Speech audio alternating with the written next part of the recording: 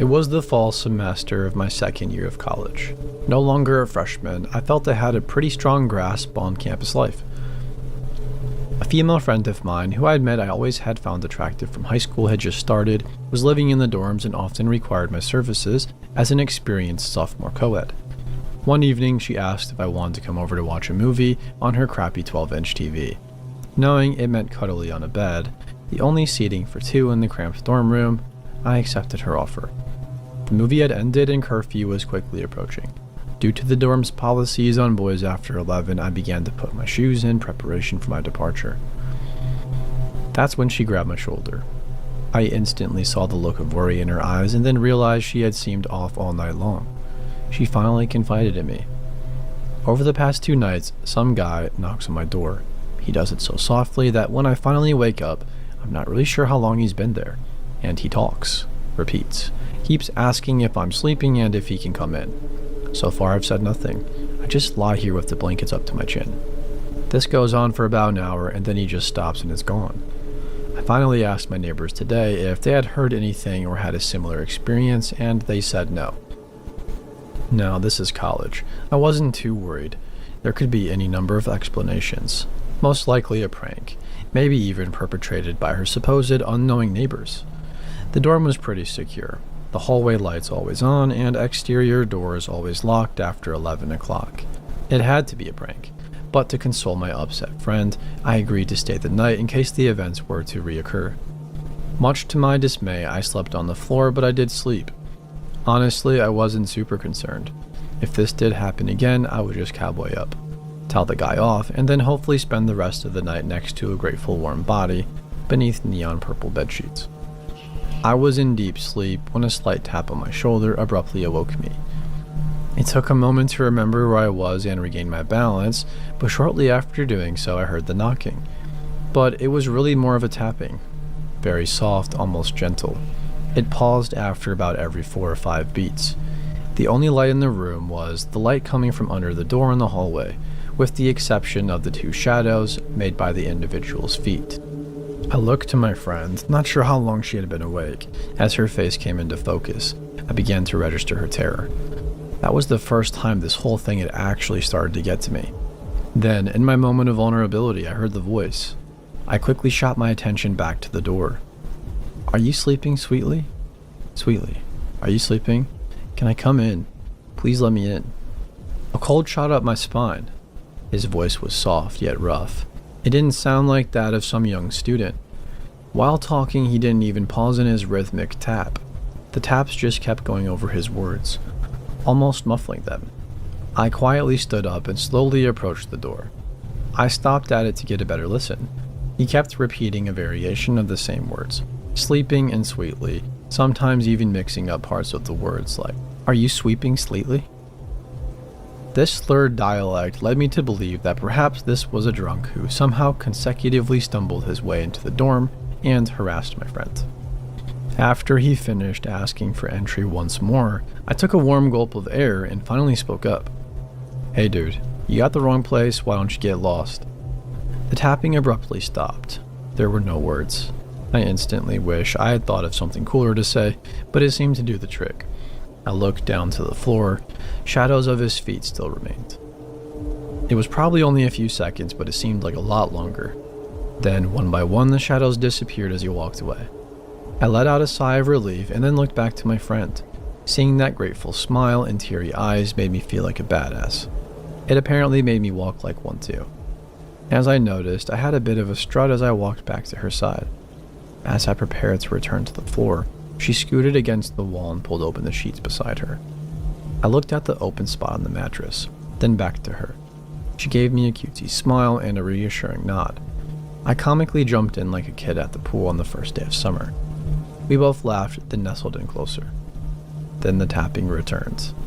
I popped up with a mixed fuel of fear and anger. The shadows had also returned. This jerk just made me go from awesome to punk in less than 2 minutes. I jumped up, rushing the door, shouting as I stomped, "Hey man, I told you to get the heck out of here." I stopped at the door, hand on the knob. No response from the other side. I would have killed for one of those hotel people things, but was honestly too afraid to crack the door open. After a beat, a voice spoke up. This is the RA. Boys are not allowed on the premises overnight. For the safety of the other girls, you have to leave, or I will report your friend." My friend let out a crap, then jumped up to answer the door. She put on a pair of pajama pants that were under the covers. I grit my teeth in disappointment, realizing that she had at some point in the ordeal slipped them off. She ran up beside me and then opened the door. "Sorry," she said to the RA, then began to explain. "You see, there was this guy who..." The RA interrupted her. "Under no circumstances should a boy stay overnight in the dorm, nor should you sit helplessly in a dangerous situation.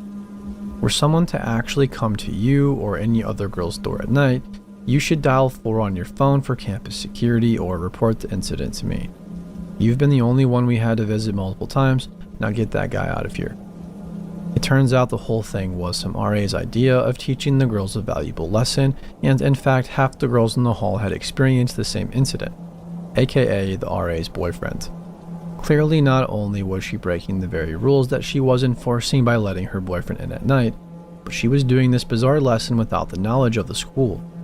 Later, my friend filed a complaint and the RA was relieved of her duties.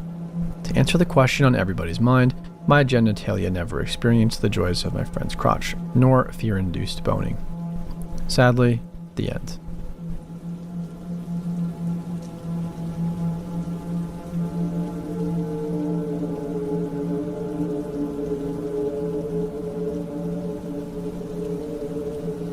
To start this off, I'll tell you that I'm in the phone sex industry as a side job.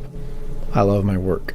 I get to have a glass of wine, turn on my phone, watch Netflix, and wait for a call.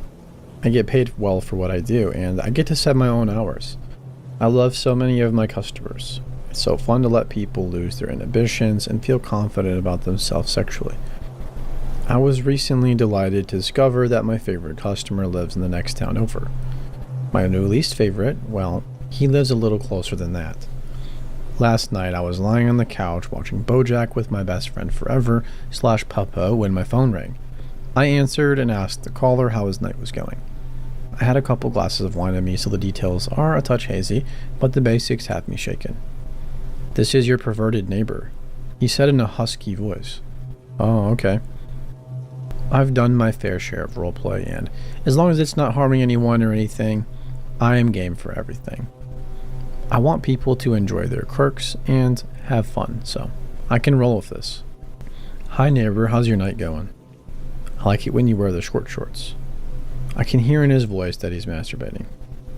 This becomes a talent in phone sex work, by the way. "You like that? What else do you like?" "I like it when you wear the short shorts, but I don't like your dog, he barks too much."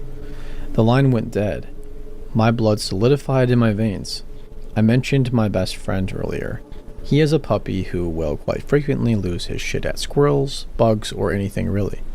He's a yippy baby terror, and we're working on this. A little backstory. For being in sex work, I dress extremely conservatively. I'm not ashamed of my body or anything, but I developed early and have had a lifetime of being sick of people commenting on my body when I wasn't in the mood to hear it. The only time I wear shorts is pajamas. The only time I walk outside in pajamas is to let the dog out in the morning or before bed.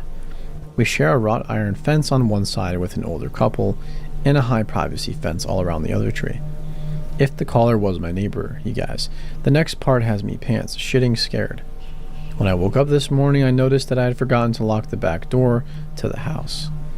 I live in a friend's house as a tenant, and I am so good about remembering to lock the door because if his stuff gets stolen, I'm on the hook for it, and we don't live in the best neighborhood.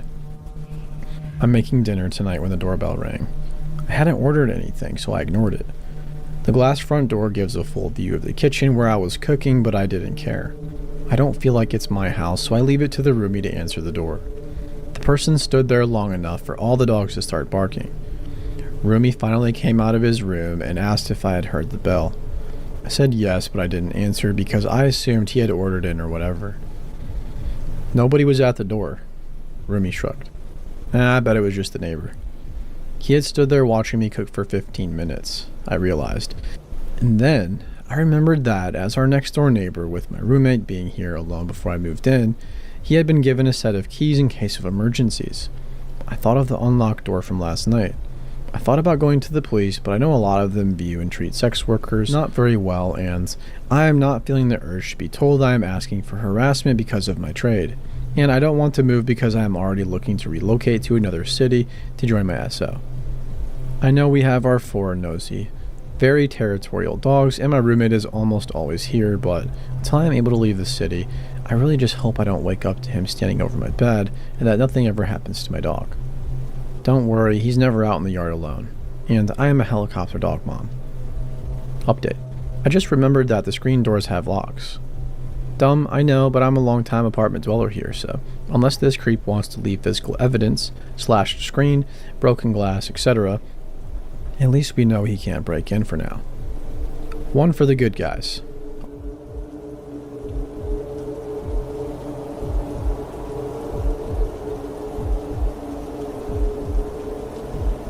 So this happened yesterday.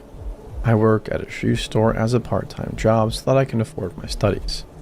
Basically, I help people trying to find the size they want and advise them, because we also have sports shoes and hiking boots, and have to put shoe boxes on the shelf when we get new articles.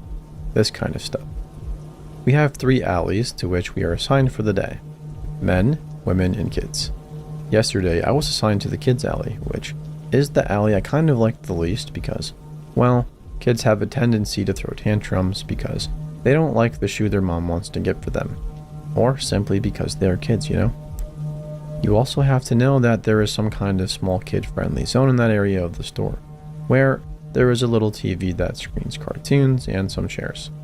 It is really common in my country for big stores to have that kind of stuff. This woman enters with her daughter, and when they get to my alley, I greet them and ask how I can help them. They tell me they're just taking a look, so I go back to my other occupations. At the same time, some guy walks in, probably in his mid-30s, and he gives off a weird vibe, but I don't really pay attention to him. He was not the first weirdo to enter the store. The mother and daughter keep looking around, and the mom asks which kind of shoes her daughter wants. Pretty normal stuff. I see the weird guy giving looks in our direction, but for the moment he stays in the men's area of the store, which is nearby, so I don't really see the problem. I am a woman and had my bunch of guys just staring at me just because I am in possession of boobs, and apparently it disturbs them, so I just thought he was one of those guys, but I was not the one he was staring at, as I came to realize. After a while, the mom needed to use the bathroom. She asks me how to get there, and I tell her. She asked me to keep an eye on her daughter while she is away, which is no problem to me. I went to the daughter and asked her if she wanted to watch some cartoons while waiting for her mom, and she agreed. So she sat in front of the TV and calmly watched the cartoons. My boss comes in and gives me some articles to put on the shelf, so I tell the daughter not to move and that I am right here if she needs anything. Then go to the other side of the area to put the shoes on the shelf, and after a few minutes, I hear a scream. I immediately went back to the TV, and guess who was trying to take the little girl with him? Yep, the weirdo guy. He was just waiting for an opportunity, apparently. I asked the guy why he is talking to this girl, and he tries to lie, telling me that she is his daughter. I had heard the mother saying her daughter's name before, so I asked the guy what her name was.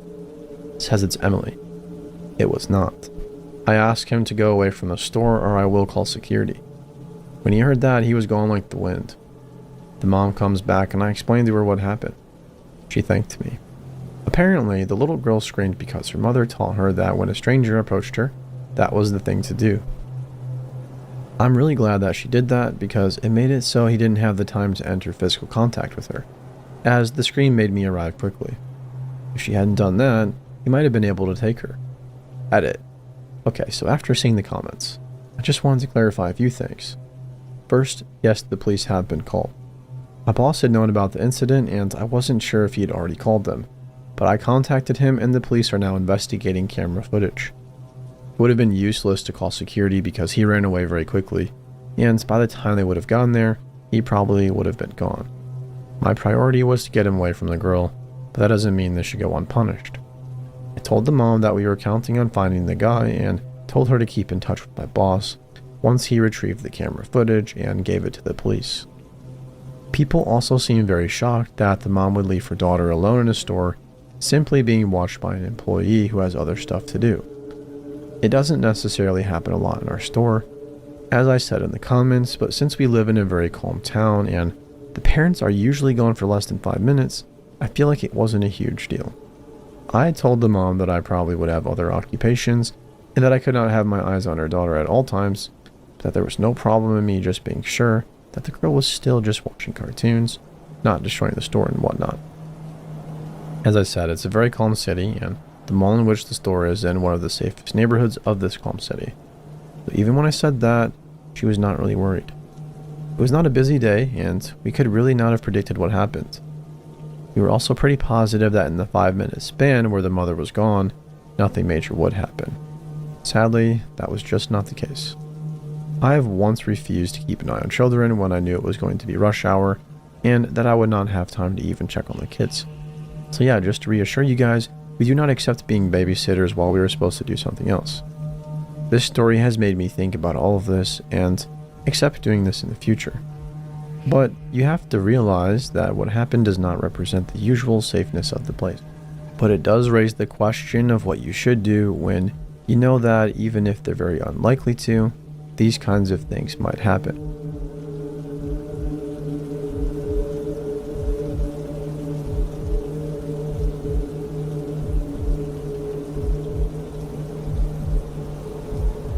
This story starts back in 2017 when my boyfriend and I started living together. Rent in our country has been really high for years, so after looking for a long while, we decided to emigrate. Our college is very close to the border between our home country and the neighboring country, and in the neighboring country the rents are way lower. After a few months, we found an apartment. It used to be the old hay attic of a farm, but a rich couple, the landlords, turned the attic into an apartment years ago and turned the rest of the house into a home for themselves.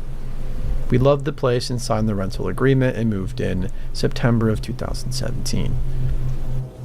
At first, all was great.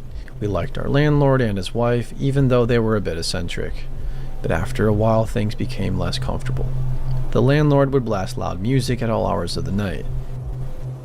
If he asked him to fix something, he would show up at 2 a.m. He constantly bragged about how he kicked out the precious tenants after they told him that the rent was too high. When rats infested our roof and ceiling and created holes that went straight outside, he'd use expanding foam to kill them, trapping the rats in the process, which led to them dying and decomposing in the ceiling. And most importantly, he would knock on our door for minutes on end, and if we didn't answer, he would stand underneath our window and yell our names. Like he knew we were there, but we were ignoring him. Once he even got into the apartment without permission.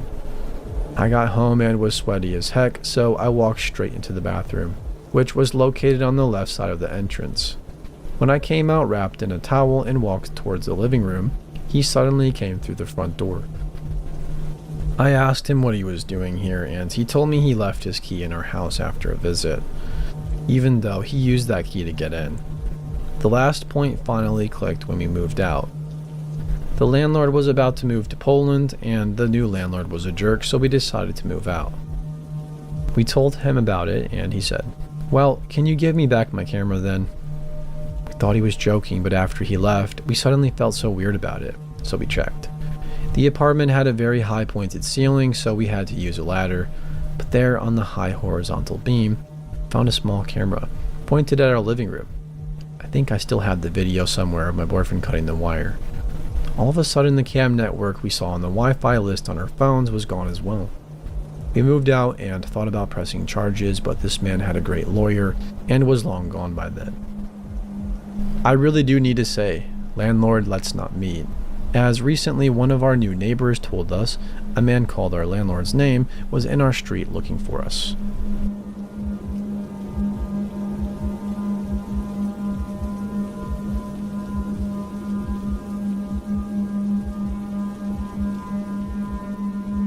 Thankfully, I recovered from this with no lasting harm, but it's a wild story I like to tell people.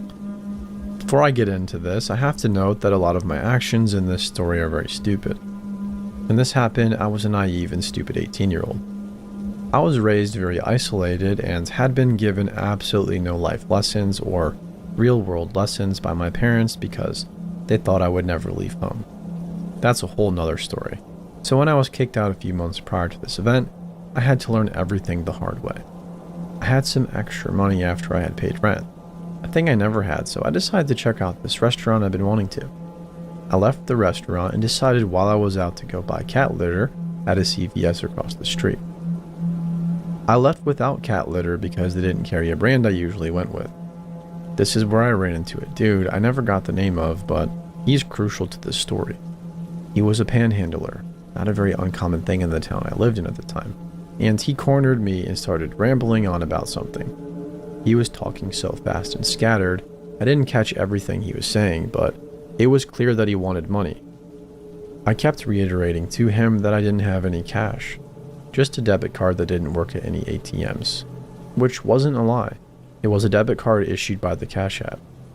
Even still, he started to lead me to an ATM to get money out for him. At one point, he took my phone and called himself to get his number in my phone for some reason. When he pulls me to the ATM, a woman is standing in front of it. I recognized this woman because earlier she had stopped me on the street to ask for directions, but left like she was frustrated when I pulled out my phone to find it on Google Maps. She and the man get into an argument which I have reason now to believe had been staged. I heavily believe the two were working together. She calls security over, and the man makes a show of telling the woman that he's going to shoot her. The woman pulls me off, introduces herself as Beth Weasel, and keeps reiterating to me how she saved me from this man. She keeps bringing this up all through the night of the event, how she saved me from him. I was so frazzled from the event, she somehow convinced me that I agreed to give her $20. Her original story was something along the lines of her sister being in jail and her car having gotten towed and her needing just $20 more to bail her sister. I don't remember the reasoning for the jailing. She talked so fast I couldn't really get a lot out of her. I mentioned my card doesn't work on ATMs, but I believe it can get cash back. She drags me to a Walgreens and asks me to get cash back there. Turns out I was wrong. I couldn't get cash off the card in any way but my conventional means. I didn't have a bank account to the Cash Out from the Cash App too, which is why I had the debit card linked to Cash App. That's also another story involving Chase screwing me. This is where her whole 9 p.m. to 3 a.m. kidnapping event started. She is absolutely desperate to get money off of me. A lot of things happen that can be summed up in a few points. She drags me around to a few stores in the block to try and get cash back. It doesn't work at any of the stores, and she hatches a scam to buy batteries at a gas station, bring them to a CVS, claim to return them, and get money that way. Well, it does work, and I give her $15, thinking the deed is done. But she suddenly needs more. This goes back and forth with the buying and returning at another store scam until she trips up. Instead of buying batteries, she buys hair dye at Walgreens to return at CVS, but CVS doesn't carry that brand. The scheme is broken. Walgreens won't do a cash return, just put it back into my card. So now she has, I believe, about $20 to $30 in cash from the scam, but it's not enough. I'm done with her, and I tell her that I am more than happy to buy her an Uber and to drive her to her sister, and then she can pay the bail. She keeps freaking out about the Ubers, claiming they're so unsafe. She finally does agree to the Uber, but not for the reason I wanted to get her one. Now, she has a new plan to get money off this hair dye. Take the hair dye to Walgreens 1, return it at Walgreens 1, and get store credit on a card. Bring the store credit card to Walgreens 2, buy hair dye there with the card. Bring the hair dye to Walgreens 3, return for cash. The plan only worked because the dude at the register knew her, probably knew what was happening and gave me cash instead of a card because he felt bad for me. He insisted on signing me up for a Walgreens rewards card and typed into the field, "Sorry for her." The Uber driver returns us to our original part of town, near the restaurant mentioned earlier. She insists, though, that she wants to repay me for being so kind to help her. Uber drives us to various homes downtown. She disappears for 10 to 20 minutes at a time and returns. She claims it's because she left her purse at her friend's apartment. He won't let her in, so now she has to go to his mom's apartment to get his mom to call him. The Uber driver is eventually fed up and offers to drop me off at home. I don't want this woman to know where I live, so I say no to it and break down crying because I just want to go home. He drops us off at a Waffle House. Beth blows up on me. claiming my acting crazy and crying is why he didn't want to drive us anymore. I yelled back at her. It was the first time I'd said anything against her that night. I didn't start crying until after he said he was done. And now suddenly she keeps claiming that she's scared of me. I keep telling her I just want to go home, but she won't let me leave. Eventually, she starts going on about how we could go to the hospital and sleep there, and in the morning she'll take me to a bank so she can repay me. I don't buy it for a second, but there is a hospital within walking distance of the Waffle House where we were, and I told her I would only go there. My plan was to leave once she was there and walk home, which was only a 3-mile walk from the hospital I wanted to go to. She started pretending to fall asleep, claiming she was too tired to walk the half-mile to the hospital, and tells me what I need to do is fake an anxiety attack, call an ambulance, and then the ambulance will take us to the hospital. She takes my phone from me and calls the ambulance. I'm furious now because I kept saying no to this. This seems illegal.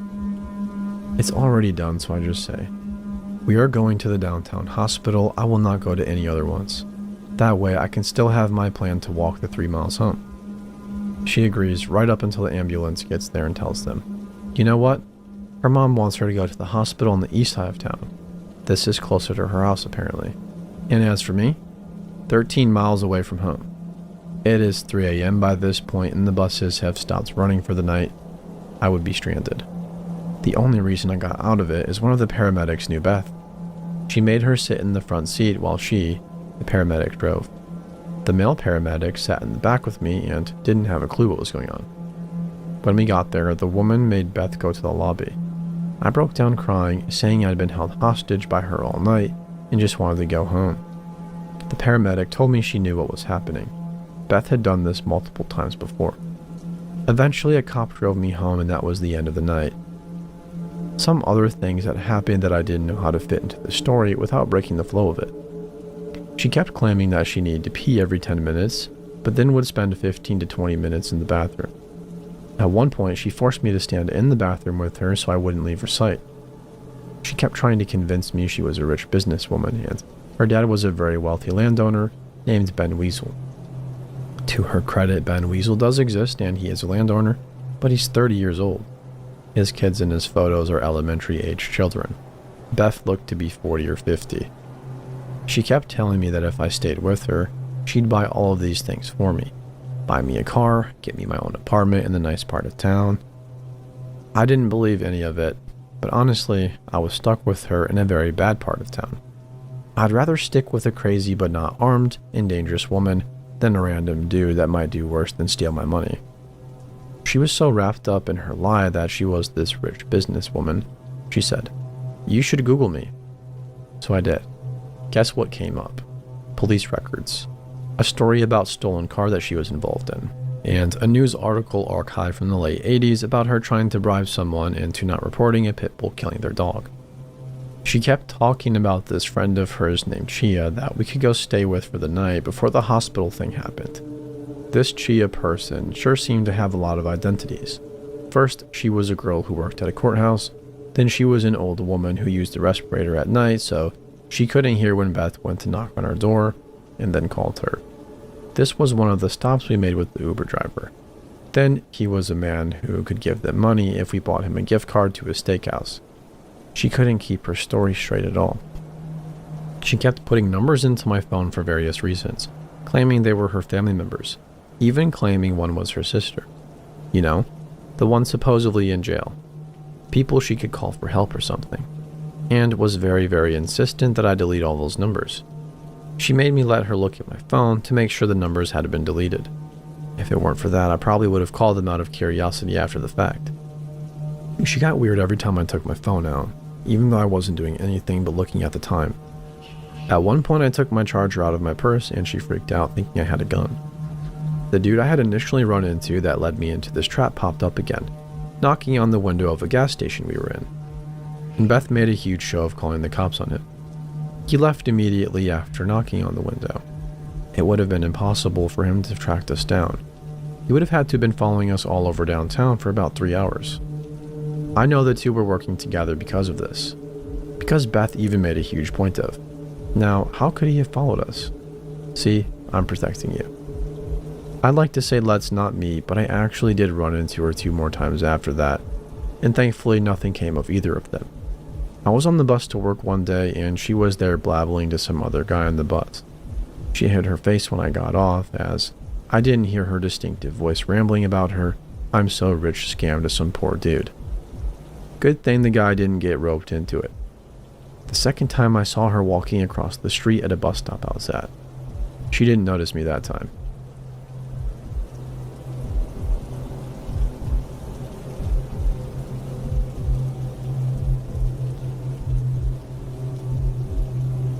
This just happened 2 nights ago, and I'm not over it.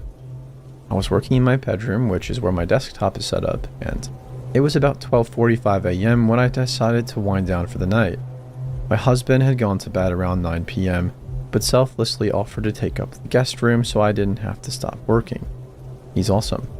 Typically when this happens, my husband takes our dog with him. So imagine my surprise when I turned the lights off and saw my pup crawl out from the other side of the bed, give a big stretch, and come up to me. It was 1 a.m. on the dot. Turned on the patio light and let the dog out to go to the bathroom. She is older and tends to wake us up in the middle of the night to go. I thought I'd prevent that from happening. I watched through the blinds as my dog stared out of my sight line and began to wag her tail profusely. She crept just out of view, her eyes very focused. I got a gross sense of dread and began to panic. I threw the door open and called for her. That's when I heard him. I don't know what he said. I was too petrified to listen, really. She didn't come at first, just kind of looked at me and back at the person on my porch, who I couldn't see.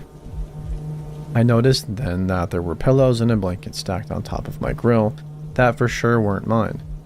I screamed my dog's name and she came back in. I ran to the other side of the house and woke up my husband, shouting that there was somebody on our porch. He got up in disbelief and wandered to the patio entrance from the kitchen and opened the door. There, a young man, about 20 or so, sat on the ground against our house. He was barefoot and on the same wall that the bedroom entrance to the patio was on, which is why I couldn't see him unless I had stepped out. My husband asked if he was alright, but I couldn't hear his response. Husband told him he was at the wrong house and that he needed to leave. We went to our safe and grabbed our handgun, trying to talk through the insanity and our nerves.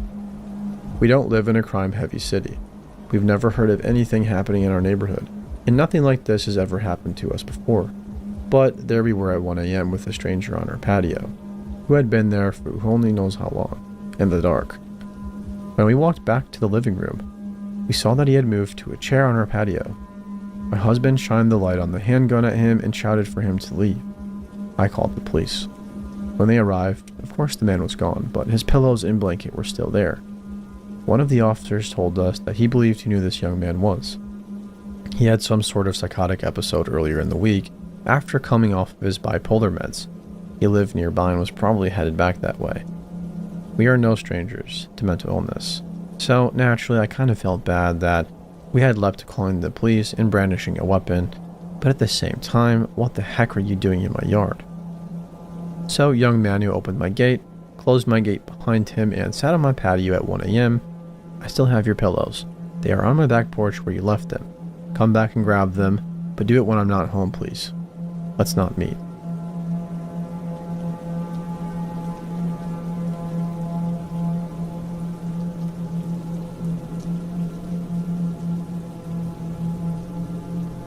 All I really recall of this guy was that he had a lazy eye and was dressed pretty dirty and wore old, torn up plaid with long hair and seemed to be in his mid-30s.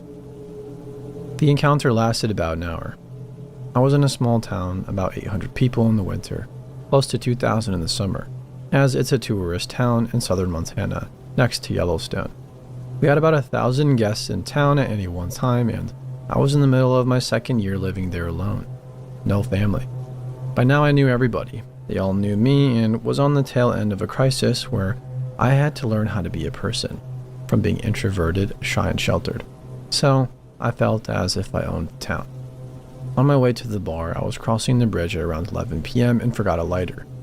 I saw a guy across the street sparking one up and called over if I could have a light. I was about to cross over if he said yes when he came over to me, which was a little unnecessary, I felt, but not weird. He gave me a light and began to talk at about a mile a minute, asking me questions without listening to the answer. I felt inclined to listen as he obviously had a lot to say, and he gave me a light. It was only polite, and I was about being friendly back then. It's important to say that I didn't really have a danger radar. I can read people pretty well, and if I get a bad vibe, I back out, but I never felt afraid of anyone or anything, except wild animals because I just lost everything and didn't have much to live for. I got the back out vibe, but instead listened for about 45 minutes while he talked more and kept me verbally trapped because I didn't want to be rude or make him mad as he seemed a little bit volatile, in spite of saying I needed to go meet people. The thing was, I didn't actually know if the bar was open. It was the fall and they closed when it got slow, which some days were 2 a.m. and others 10 p.m. I could see the smoking deck, but nobody was outside for any of it, which was weird as 80% of people seemed to smoke in that town, and if it was open, the deck was usually packed. He talked all about how he was on a trip with his dad because his mom had just passed away and went into that. When he asked why I was in town, I said I lived there because I too had just lost my mom and needed to sort my life out. He berated me for talking about depressing things and how it wasn't attractive to talk about that sort of stuff, which was really hypocritical as he had spent a good while talking about the same situation in that tone that was looking for pity or validation or whatever, whereas I just stated it as a fact. I was pretty numb to it still. He asked me more personal questions. I answered some and others I ignored. He asked if I smoked weed. I did back then and asked if I had any. I said no, even though I did, and if I wanted to go smoke where we could smoke, etc.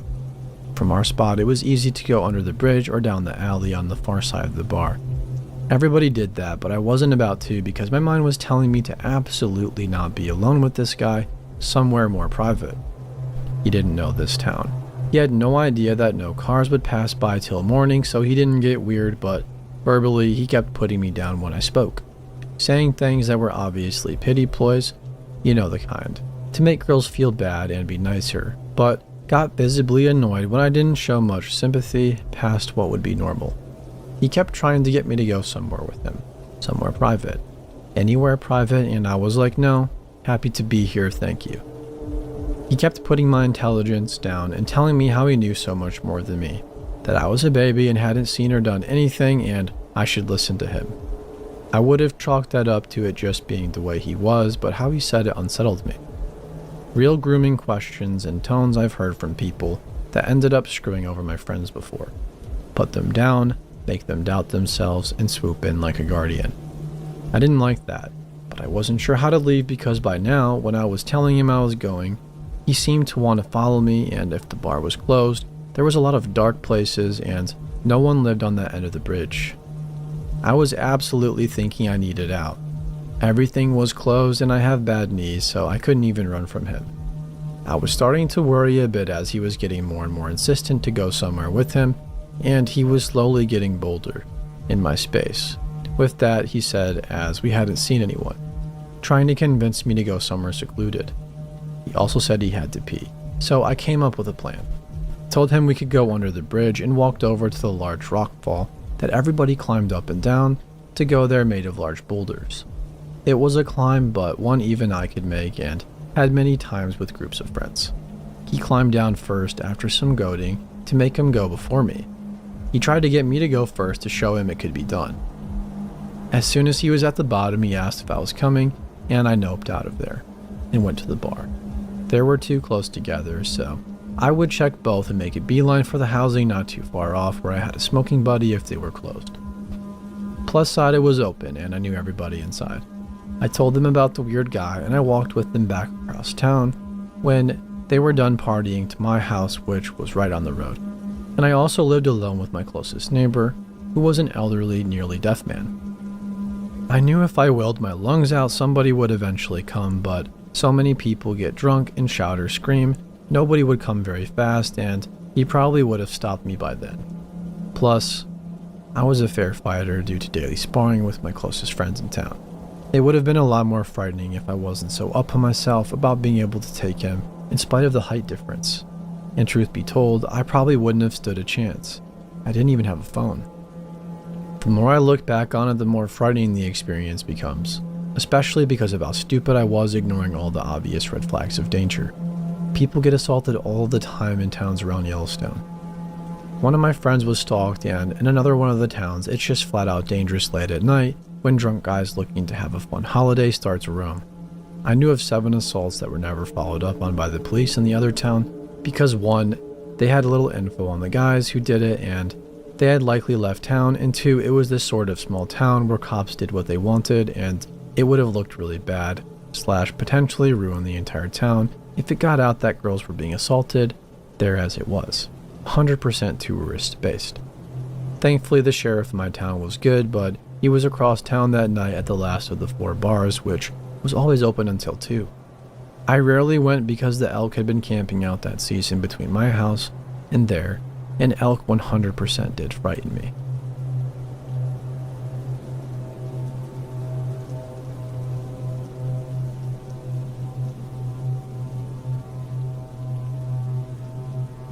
This happened in 2022 when I moved back to Jacksonville, Florida, from my home state of Pennsylvania for school. I was there for only about a week and was going to parks around the area to feel the subtropical swampy nature that I had been obsessed with since I was younger. I was 20 male at the time and had not made any friends yet, so I was going to a new park every day all on my own. This was the first time in my life that I was on my own, so I was dressing how I wanted. A crop top hoodie and some cute shorts. I considered myself a femboy. I've also always been told I look younger than I really am, which may not seem important, but I think it plays a part in why this story creeps me out to this day. One day, I had gone to a new park in hopes of seeing an alligator, though I can't remember which park it was specifically. I had just stepped out of my car and started towards the entrance of the park, which was a nice forested area with a welcoming wooden fence. There was a couple walking just ahead of me when suddenly, a quiet hey came from my right. I ignored it, but then another hey came a few seconds later. This time it was louder. I looked to my right and a man in his 40s wearing a gray t-shirt and cargo shorts started rapidly approaching me. He got up close to me, really close, and told me not to go in that way since there was recently a lot of gang violence and drug busts in this part. At first, I brushed it off and thought he was trying to be nice to me, but once I said thanks and started back towards the park, he shifted his body between me and the park. He told me he knew the park well and that there was a quieter secret path that he knew and wanted to take me down it. My heart sank as my eyes darted around the perimeter of the park. There were no other clearly visible paths from the parking lot, and as he told me this, another person walked by into the park. This man did not try to stop this other person from entering. They didn't even look at him. Their eyes were glued to me. I started to stutter and said thanks, but if this park is dangerous, I think I should just go. I started backing away, but he continued to press me, keeping pace with me and telling me I should go with him. Eventually, I just turned around and quickly walked back to my car, with him glued to my side. As I opened my door, I reiterated that if the park was this dangerous, I should just leave. But as I went to close it, he grabbed the upper part of my door and shifted his body between the door and the car so that I could not close it. He gave up on trying to get me to go with him, instead asking for my phone number because he, quote, wanted to make sure I stayed safe. I was holding back tears at this point and trying my best to keep myself from screaming, but calmly asked him to move. He didn't budge. I caved, but instead of giving him my current number, I gave him my old cell number, which no longer was being used. He entered it into his phone and started texting, which gave me just enough time to close my door and lock my car. He knocked on my window and I think asked if I got his message, and nodded my head before putting it into reverse and pulling away. Just before I left the park entirely, I looked one more time to see him walking away from the entrance and towards the far corner of the wooded area. I still have no idea who this man was or what he wanted, but I still stay up late some nights wondering what would have happened if I went with him. I don't know if he saw me as a young boy who was alone and vulnerable, or if he was genuinely trying to keep me safe. Thankfully, I never met this guy again, and I was able to visit other parks around Florida without any weird encounters like this.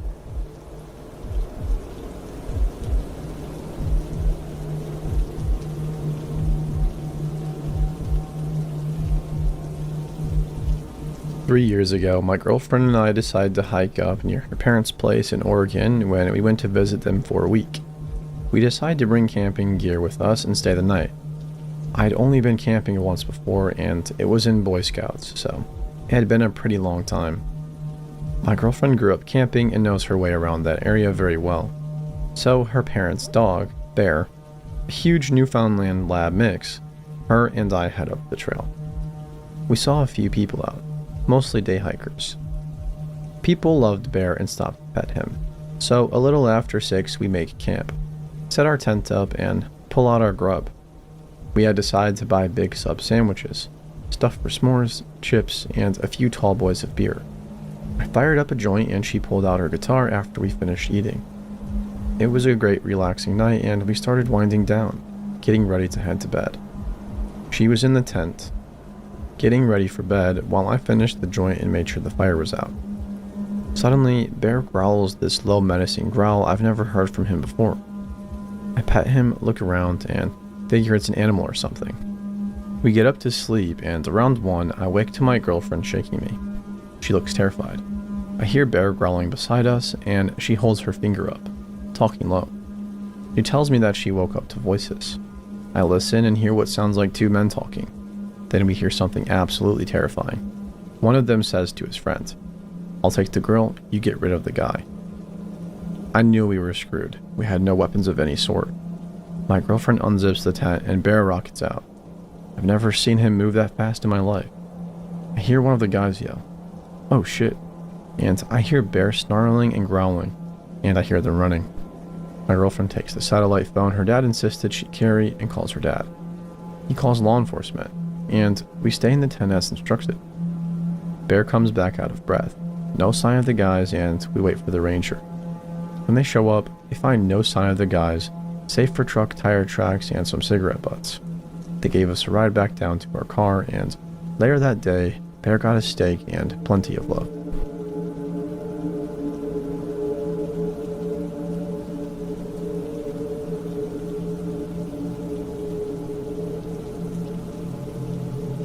I live in Finland in a fairly small city, and this happened to me a year ago when I was 14. So, it was Friday evening, and on every Friday, our mom let us go to the store and buy candy. So, I and my 12-year-old sister left our house to go to the store, and it was already dark outside. We made our way to the closest store, which was over a mile away. While walking, at some point, there's a man behind us walking the same way, but I didn't think much about it at the time. He could be just going to the same store, so I continue chatting with my sister while the man is behind us, following at a safe distance. We get to the store with no complications, and the man follows us into the store. We take our time selecting our candy and get to the register to pay. While I was packing the candy in my backpack, I saw this man buying only a chocolate bar. Pretty far away to go for a chocolate bar, I thought. And at this point, my suspicions start to rise for this guy. I get out of the store with my sister and we start making our way back. We walked for a while and I quickly glanced at my back, and the man was still there following us. I took a look at my sister, who seemed totally unaware of the man's presence. We continued our walk, and up ahead of us was an unlit dirt road that continued for a good part of the trip. So I looked at my back again, and there the man still was, about 60 feet away. At this point, I was almost certain that he was following us because on our way to the store, he didn't walk this part of the way behind us. The dirt road goes through a forest, and it had a curve at the start of it. Once we get to the curve, I look back and notice that this man can't see us. So I pull my sister to the woods and we duck down in the woods. My sister is saying something and I just whisper, "Stay quiet," to her as I wait for the man to come. I could see the man's shadow coming down the road, and he started looking for us from the road. He walked back and forth on the road. Now, I was certain he was following us all that time. My heart was racing, and I tried to be as quiet as possible. The man didn't find us, but continued running forwards. We stayed in the forest for a while before getting the courage to come out. We walk the rest of the way home with no problems and get to our house. We eat our candy and have a good evening, but that really did bother me for a while, and especially my sister. Thinking about this still gives me the chills, and the thought of getting caught in that situation creeps me out, and I try to not think about it. I wouldn't want to meet this guy again.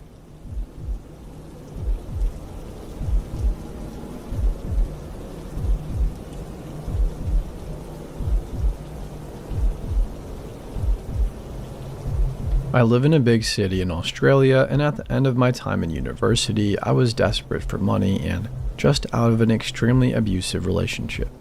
Now, I am pretty impulsive and decided to start dancing, as I'd actually been thinking about it since I was pretty young. To get myself through university, it took me a while to find a club I liked the look of, but I finally settled on one. Made a ton of friends, a crap ton of money, and still had time to get good grades. As far as I was concerned, life was great. Nothing creepy ever happened at the first place I was at. Anyways, one day I get toxic shock syndrome and show up to work crying and throwing up. And I was still forced to work. I was so mad that I left that club and started dancing at a new one that my friend worked in. We'll call her Jess, and this is where things started to get weird. Note, all stories come from the second place. Story 1. Followed by a gang. Me and Jess would always hang out after work. Me 19, her 18. We would go walk across the huge bridge in the city to a smaller part of the city, and either play on the kids' playground, epic playground though, or smoke weed under the bridge. Keep in mind, this is about 3 a.m. in a huge city. One night, I noticed that we were being followed by a group of men of Middle Eastern descent. Me and my friend are both very confrontational and aggressive, and we actually both enjoy fighting. I'm probably the more paranoid one, but we are both equally aggressive, so I turn around and give them the most chilling death stare I can manage, and they look genuinely surprised that we're putting up a fight. Then one of the group comes up to us, and up until this point, they're talking another language. Me. What do you want? All the while holding intense eye contact. Me and my friends have made a bet that I can get a kiss from one of you. He was using one of those tones that you commonly hear in the PUA community. Stop watching shitty pickup videos, they don't work. I'm not talking to you. He turns toward my friend Jess, who gives him a belittling stare. Can I get a kiss from you? No, you rude ass son of a bitch. You, a gang of men, guys, were following us, so get away. We are both getting equally agitated at this moment as the group is getting closer. The guy keeps on insisting that they were not following us and rattling on about random shit, trying to distract Jess. Notices it too, and we both start getting louder and louder, causing a commotion which causes the men to stop advancing. If you've ever been alone in this particular city at 3 a.m., it's very quiet. There's a lot of homeless people and a fair few cops around too, so this tactic aimed to provide witnesses in case anything happened. Eventually they left, and me and Jess laughed at how scared we made them. Story 2, which is the scariest one in my opinion. Note that in stripper culture, we all take care of each other. One girl in the club that we'll call Maddie had gotten one of her guy friends to come into the club and chill for a bit. Note, this is actually illegal, but we'll call the guy Dave. Maddie is married with 2 kids and is wealthy as she owns property when I ask her why she dances, and she said for fun. And granted, it is pretty fun. Immediately, I don't like the guy, but Maddie said he wanted to buy a dance from me. I didn't end up dancing for him because I ended up booking a 2-hour VIP lap dance, so Maddie took him for a dance instead. Anyways, after work, Maddie and I go to the 7-Eleven where we get coffee and sober up a little bit. Maddie says that she is feeling a bit dizzy and she hasn't drunk much that night. This immediately sets off alarm bells because I'm paranoid. But then alarm bells really started going off when we witnessed some men out of town for a night of fun, just minding their own business, being assaulted by a homeless woman. Normally Maddie would laugh at this kind of thing, as it was pretty common. Plus the homeless lady had assaulted me and Jess previously. Story 3. But Maddie just looked at them sunken-eyed and asked in a weak voice if everything was okay. Maddie isn't wearing clothes that are warm enough, so I walk her across the bridge and we settle down in a well-lit hidden spot of mine that is warm and very well hidden from view that I always go to after work, as it's the warmest place. I test her motor skills and determine that she's been drugged as she is becoming more out of it by the second. I message her husband, who is not in Australia and on a military training exercise. I informed him of the situation and promised to take care of her. At this point, I want to call an ambulance, but Maddie is determined to stay put. She gives me her phone and tells me to answer any messages that come through. Sure enough, the first one I see is on Snapchat from Dave. I should have known. Where are you? You're not bailing on me, are you? I know for a fact that Maddie would not cheat on her husband, as they were somewhat of a super couple. So I reply, "What do you mean?" "Well, I can see that you're insert suburb area here. You want me to pick you up?" I look over at Maddie, and by now she is sleeping.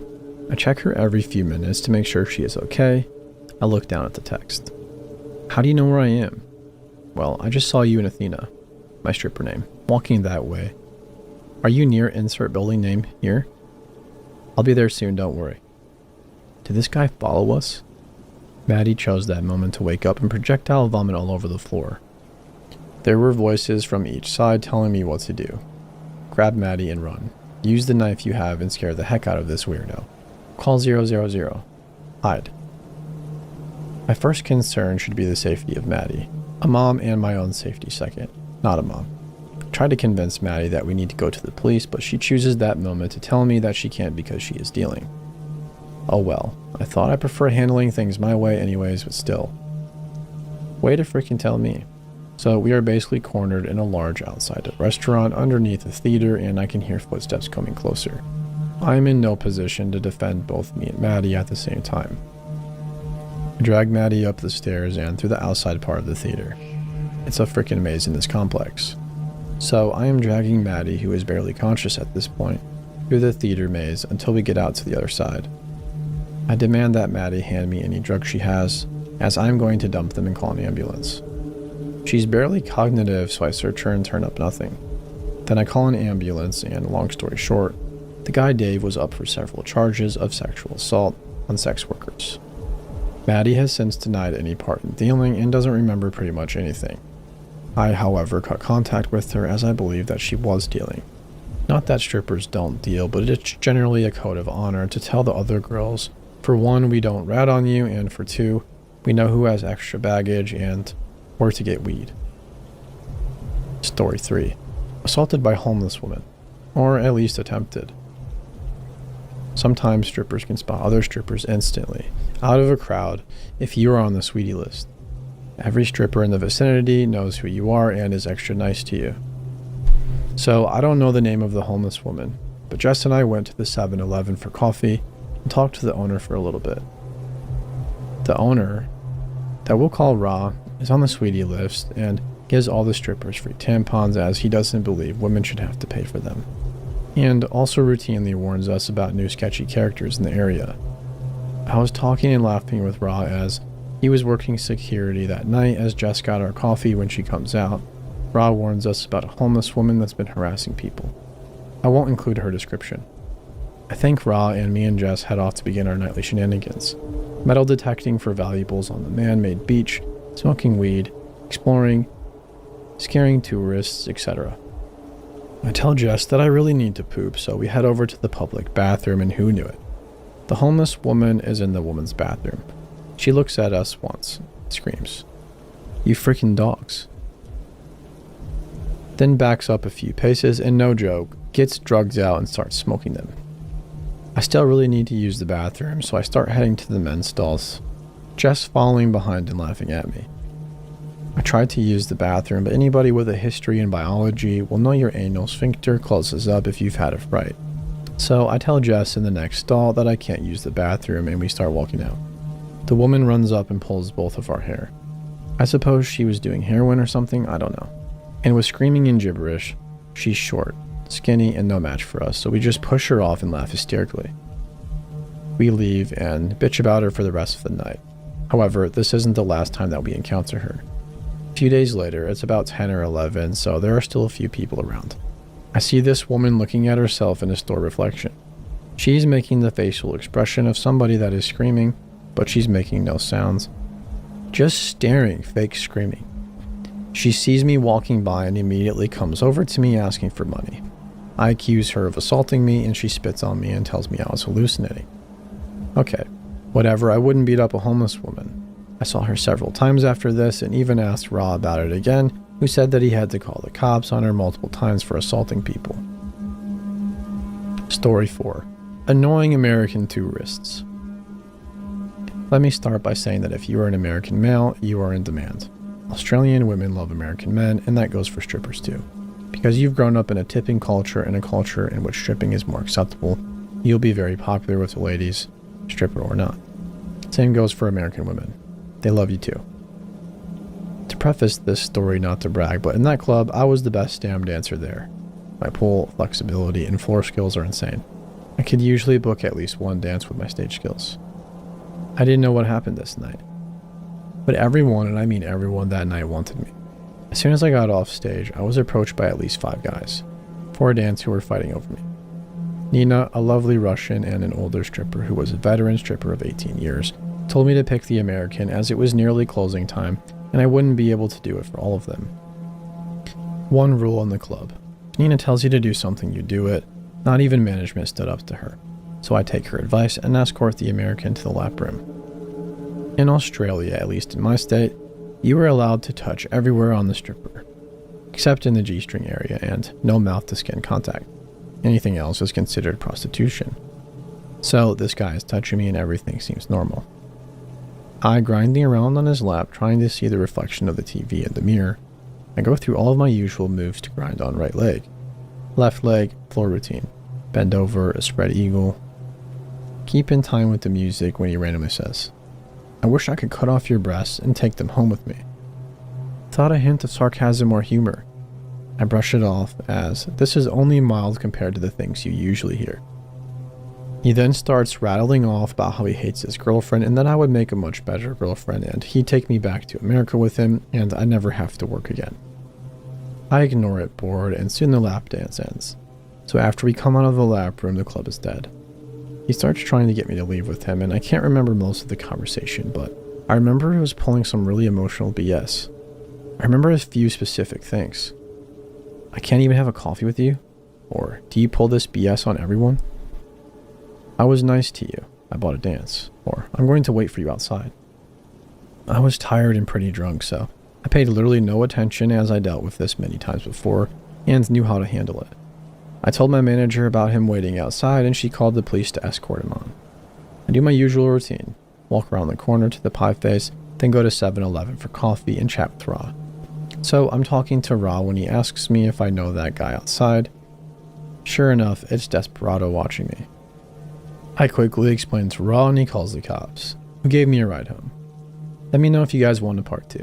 I have many more stories like this, some funny, some creepy. Any dancers out there, share your stories.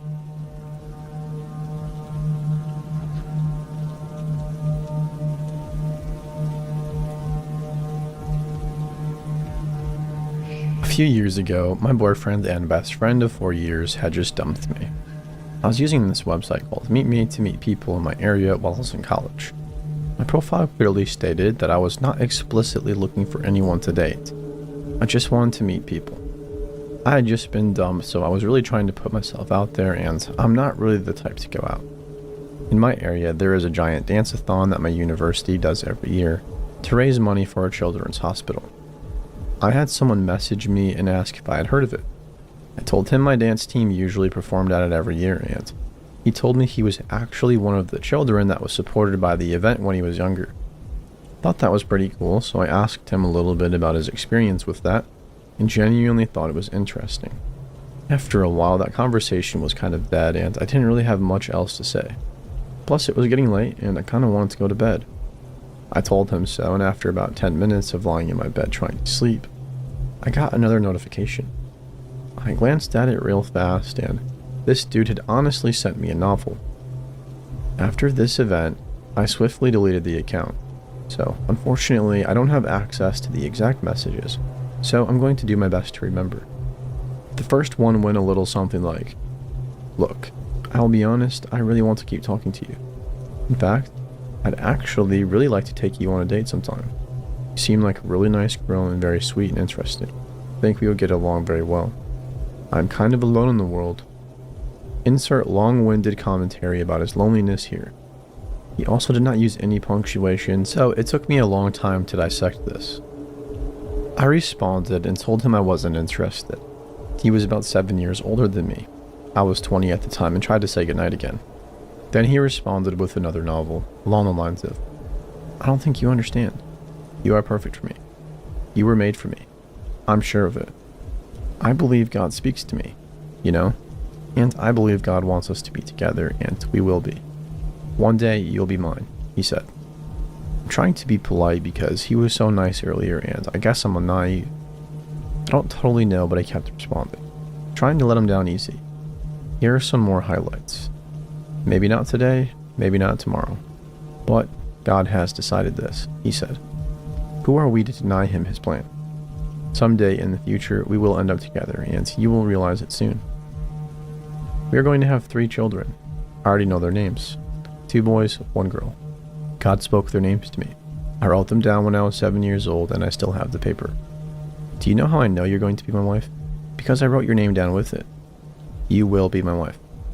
Don't make a mistake. God is talking to me now, and he's saying your name to me. Can't let you leave. At that point, I blocked and reported him. Noped the heck off the site and went to bed all creeped out. The morning came and he had found me on Facebook, and he was going on and on and on, starting with comments along the lines of, "Where did you go? How could you do this to me?" and "You're denying your fate." He did it all night. Freaked out, told him to leave me alone pretty aggressively and blocked him. I deleted all of the social media apps off my phone for the next few days. I asked my roommates to stay home with me. They agreed after I told them what happened. I was actually genuinely afraid this dude was going to come find me. I mean, he was local, and I had made nice conversation by telling him my major and some clubs I was in. He could have shown up anywhere, but thankfully he didn't, and that was the end of that.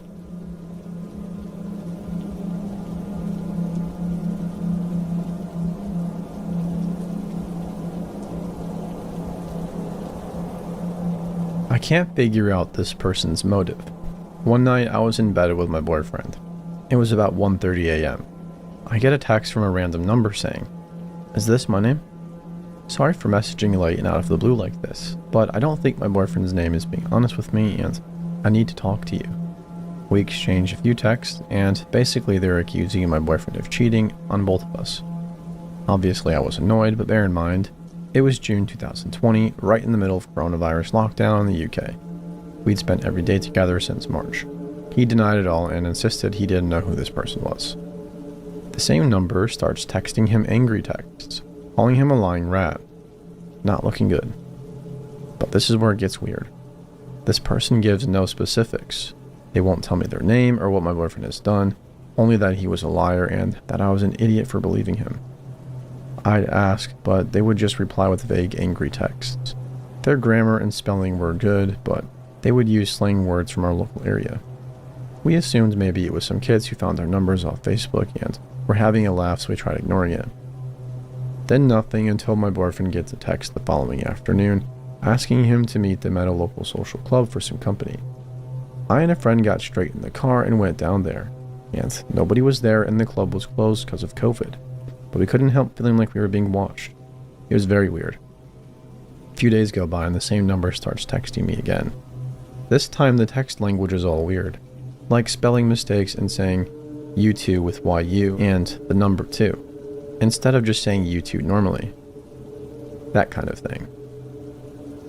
It felt like it was a different person texting me. They seemed a lot angrier with me now because I didn't believe them straight away. Then they texted me, "You are so dull. I saw him leaving your house earlier." Cocky, I said something funny like, "Where's my house then?" And they replied with my street name. They also knew things about us, like the fact that he was in the army, but I guess you can figure that out from his social media photos. I called them loads, but it would just ring twice and cut off. Tried searching the number on WhatsApp and on a few social media sites. Nothing. Only on Instagram would the number come up with the location of a film company in Rattle, Netherlands. When I'd Google the number, its provider is Tisme. I've never heard of it, but it looks like it might just be a fake number. They've never asked for any money or anything like that either. I don't get why somebody would go through that much effort just to wind us up. The last text I had was, "Okay, you will see eventually." Just super creepy.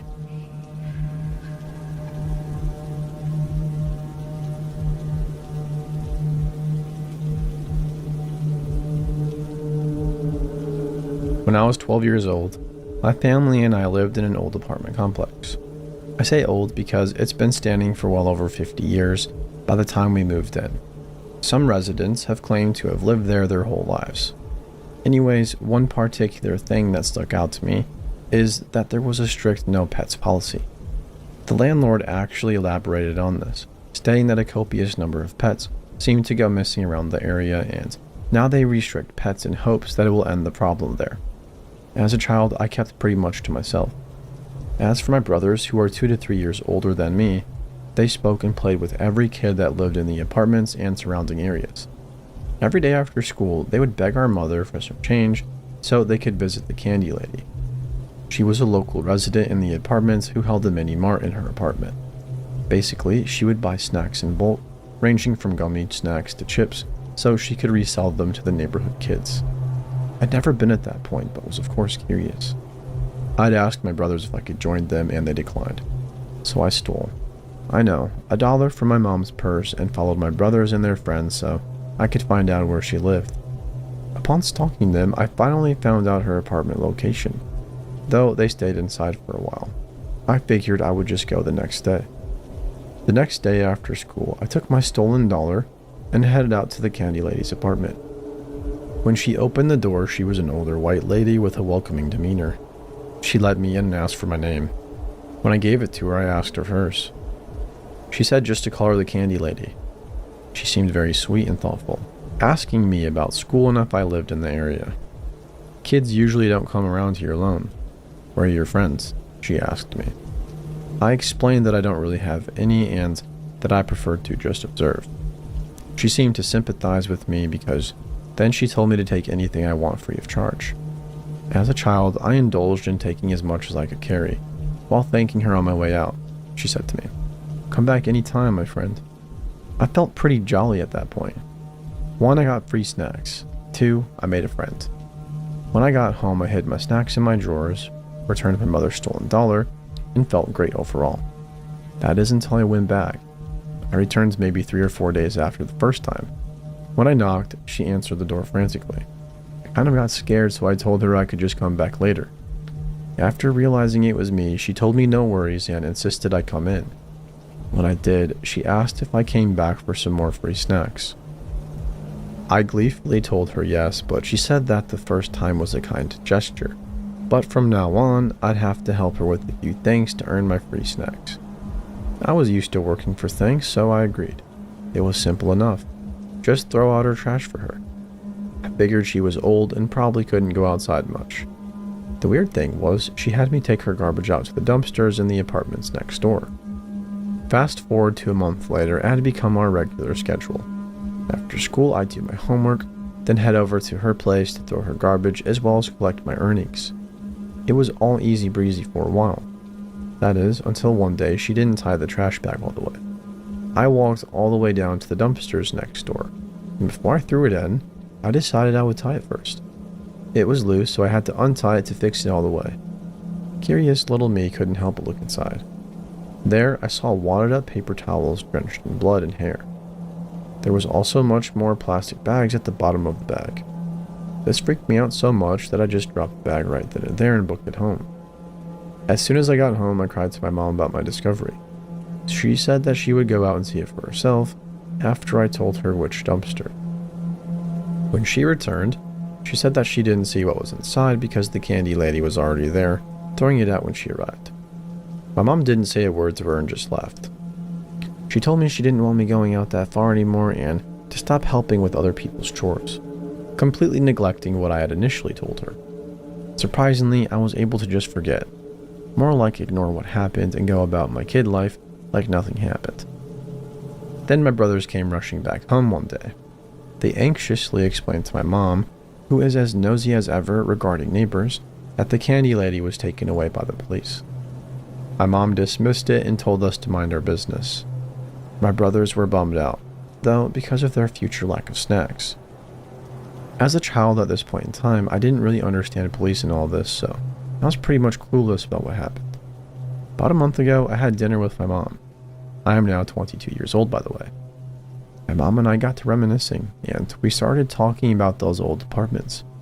After discussing how old and broke down they were, I asked her if she remembered what I told her I saw. At first, she said she didn't. Then I mentioned that she was arrested by the police. Then the shock of realization hit her.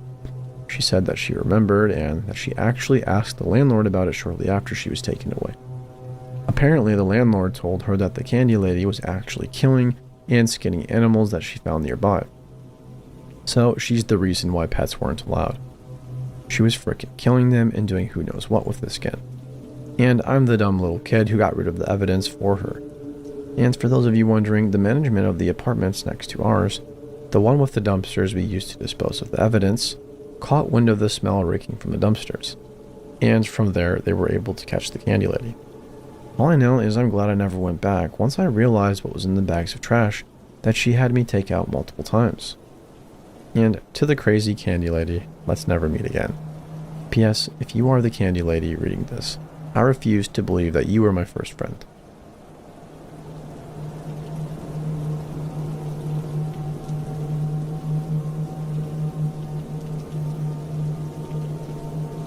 My mother, sister, and I, female and 18 years old, were shopping in our local Target. As we stroll around, I recognize a girl named Stacy, also 18 years old, that I used to go to school with. For reference, I dropped out of high school my senior year, so I haven't been in my old high school or seen anyone from there for about a year now. I simply glance at her and keep on moving, doubting that she recognized me because I haven't been in school for a year. A few minutes later, I am on the complete opposite side of the store when I see this girl again. Like last time, our eyes awkwardly met and I tried to just walk past her, but this time she actually said something. Hey, didn't we play tennis together? Stacy spoke with wide eyes and had a painfully large smile. There was a girl standing next to her, but I didn't recognize her. I simply replied with a yes in response. I was never friends with her in school. In fact, I never talked to her or even liked her. That's when she introduced herself, as if I completely forgot who she was. She goes on to question if I still went to high school, in which I explained that I graduated early with online classes. The conversation started out normal. Thought it was simply us catching up due to the fact that I had been absent from school. I kept wanting to cut the conversation short, but Stacy kept prodding about what I was doing now, if I was in college, and what it was like. Harmless questions. In fact, I didn't mind answering them. Then the conversation took an unexpected twist. Stacy somehow weaseled the conversation into one about God and Christianity. For reference, I do consider myself a Christian, but not one of those hardcore ones who are constantly spewing Bible quotes at strangers. She asked if I attend church, to which I responded with yes. Her eyes became even wider and her smile much bigger. Her whole mantra of God sounded like this. Back in my high school days, I was always partying and being so happy. But that was all fake and nobody knew that I was actually pretty sad. That's when I found this church that showed me God's way and His undying love. He accepted me and He'll accept you too. Now, I am always happy, for I have God on my side. And at this church, God truly appears before your very eyes. He cured me of all my physical and mental ailments, like when I messed up my knee in tennis. The whole time Stacy spoke, there was just a robotic tone about it, as if these words were memorized, practiced, or rehearsed. There was almost no genuine emotion in her, just wide eyes and a never-failing smile. Then her friend Ashley, late teens, maybe early 20s, began her speech. Keep in mind, my mother and sister are just an aisle away waiting on me. Ashley's speech went something like this. For a while in life, I suffered with depression. I was always faking being happy until I found this church, and it truly opened my eyes and heart.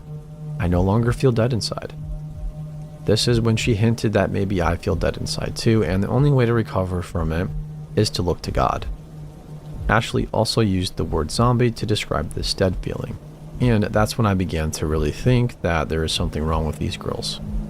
Ashley continued on saying, I don't think it is a mere coincidence that we ran into you. God must have led me to you. He wanted me to reveal to you the way. God put a vision in my mind of you opening a present, and that present is our Lord and Savior. She kept on ranting how this is destiny that we met and that God put Stacy and Ashley in my path to reveal Himself to me. When Ashley mentioned depression, I could not help but to believe her for a slight second. I had been struggling with that for a few years but kept it quiet myself. And with me being a believer of God, I was almost fooled into thinking that this is a sign from God, telling me to finally open up and get help. But when Ashley began to ramble about her church, that foolish hope I had dissipated pretty quick. Then the two moved the conversation onto their church. They kept stating that it was not a normal church and that God himself in flesh and blood came to them at the church. They informed me that God came to them to heal them of misery and grief. Ashley then pulled out a business card that had the church's email, a Bible quote, and her personal phone number. Before the anticipated departure, they kept saying how cool I am and that they're glad they met me. And then we finally parted ways. I remember my legs being extremely weak when I walked away. That's when in my mind it clicked. Are they a part of some cult? Their mannerisms and behavior seemed too scripted to be real. That's when my sister found me and answered my suspicions. Apparently, before I had to endure that 10-minute chat with Stacy and Ashley, my sister overheard the girls were having the same conversation with another girl on the opposite side of the store. So this was all scripted, and it was their way of luring and persuading strangers to join their church. I realize now how they do it too. To reel me into their discussion, they discussed my absence from school and experience in college. To reel in the other girl they walked with, they started by complimenting her outfit and inquiring about her artistic hobbies. I wonder how many people they ended up talking to, and if they were just walking around the store hoping to find easy targets to talk to. I have so many questions, and that's what bothers me the most about this. And being the somewhat religious person that I am, their talk of God unnerved me. It is sort of humorous to think of now, simply because I think crazy God lovers are comical, but I'm still bewildered. If you have any information about how cults operate and how they coax people into joining them, please let me know. Does this incident sound like that? Like cult members trying to spread their message? Or simply harmless teenage girls simply spreading the love of God and the gospel? If you have any other questions about what occurred in my interaction with them, please ask.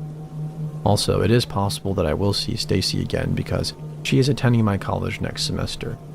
Although Stacy and Ashley seemed harmless and just overly excited about God, I honestly hope that we never meet again.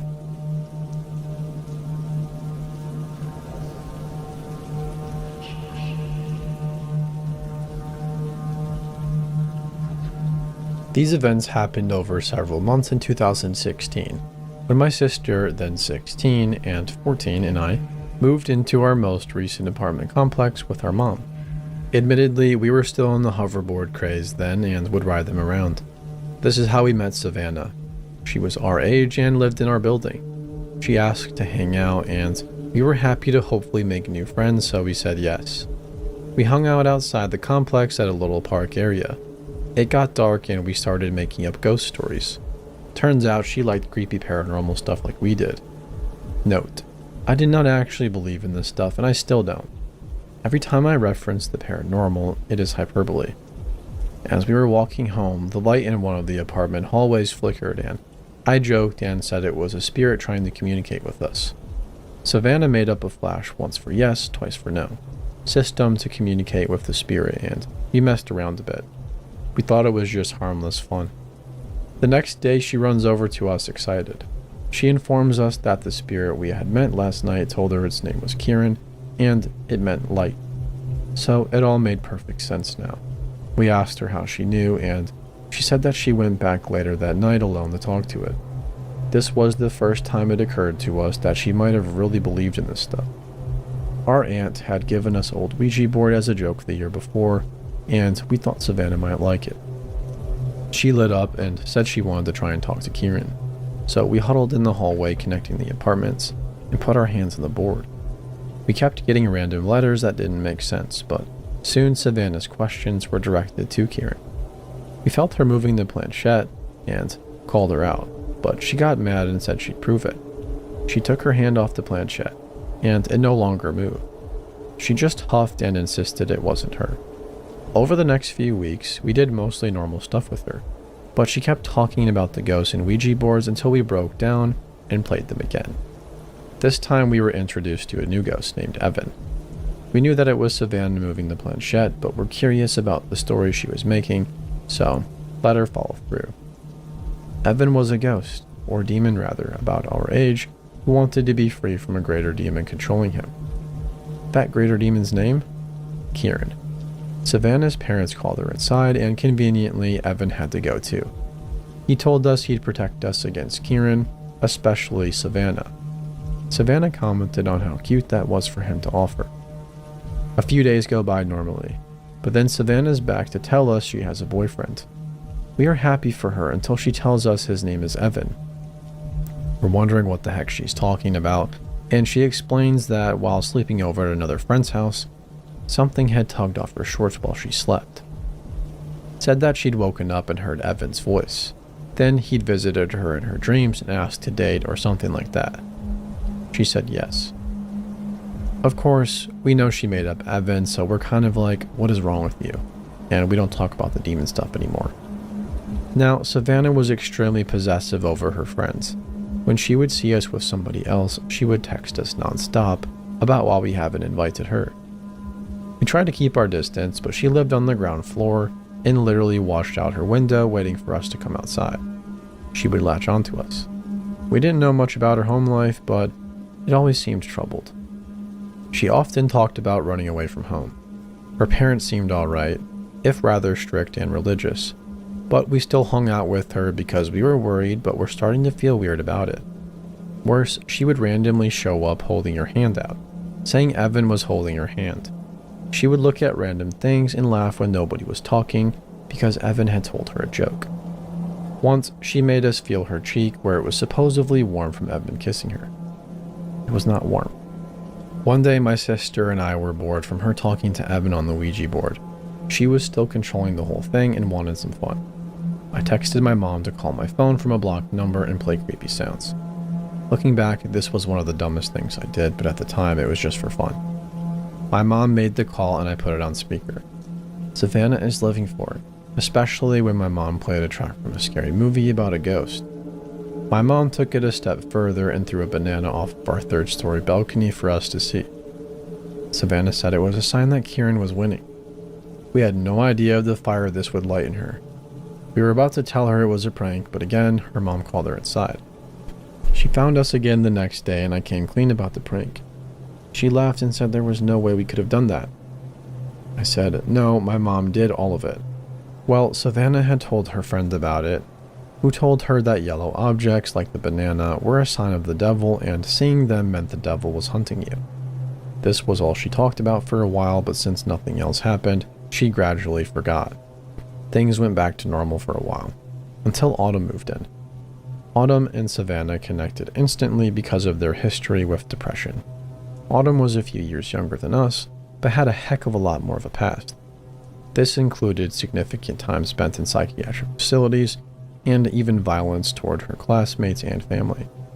Autumn had claimed she heard demons talk to her at night, and just like that, the ghost stuff had started again. Savannah felt threatened by Autumn and felt the need to one-up her with the ghost stuff. She told her Evan was her ghost brother that looked out for her. I was like, hold on, you claimed he was your boyfriend. She giggled and said, that's gross, he's my brother. Her story had completely switched. Now she was dating another demon named Jacob and they were engaged. She even showed us a ring to prove it. The next week or so was literally like a match between them to see who was the darkest and most involved in the spiritual world or whatever. They would compare all kinds of things. Even stuff like doing things sneaking out in the middle of the night. In a move to one-up Autumn, Savannah drew a giant pentagram in the parking lot with chalk. Her parents found out and she backed out and blamed it on Autumn. The next freaking day, people came to repave the parking lot. The pentagram is now buried under it forever. Literally. Savannah moved on to saying her friend had found Jacob's body and was going to put his spirit back inside it. Savannah continued to take advice from this friend who fueled everything she did. Savannah now said the friend was teaching her witchcraft. We mostly avoided her at this point, but she would ask us to do things like make holy water with her and stuff like that. From that point on, she insisted that she was a fire witch and walked around wearing all black with Halloween-like makeup on her face. She and Autumn frequently snuck out together, and occasionally we would see cop cars at her house. My sister and I were avoiding them both, but now we would get fiery texts from both of them if we hung out with other people, especially our guy friends. Once they saw us get home and stood in the parking lot pretending to be possessed. Autumn also cut off all of her hair and claimed to have tried to kill her teacher. My sister and I knew it was BS, or at least we hoped, but Savannah took it so seriously. She'd go around telling neighbors of terrible crimes she committed or wanted to commit. She even told us that when she first seen us outside with hoverboards, she'd wish for them to blow up. One day we again saw the police come to her door, and the officers had jackets that said they were from the Juvenile Justice Department. Her mom pulled me, my sister, and our mom aside to explain what was going on. Apparently 2 years before, they discovered Savannah talking with a man online. Her messages to him were hiring him to come literally kill her parents after making threats of killing them a few days before. We were able to confirm the story after pet sitting for them and finding court papers about it. We'd known she was on probation, but she'd always tell us different stories as to why. Savannah continued to beg us to hang out with her after that, even inviting herself to spend the night. We avoided her at all costs, but she would follow us everywhere. It kind of died down when Autumn moved out, and Savannah moved with her family shortly after. Since then, she started doing service hours at horse stables and graduated high school. I really hope she's gotten happier and more stable. Autumn messaged my sister a few months ago, asking to call her mom to confirm she was with us. She wasn't, and we later saw her with a 19-year-old dude. She's 14 now, by the way. My sister and mom and I have moved as well. There were too many incidents in those apartments. Our new place is so quiet and peaceful. But to Savannah and Autumn, let's never meet again.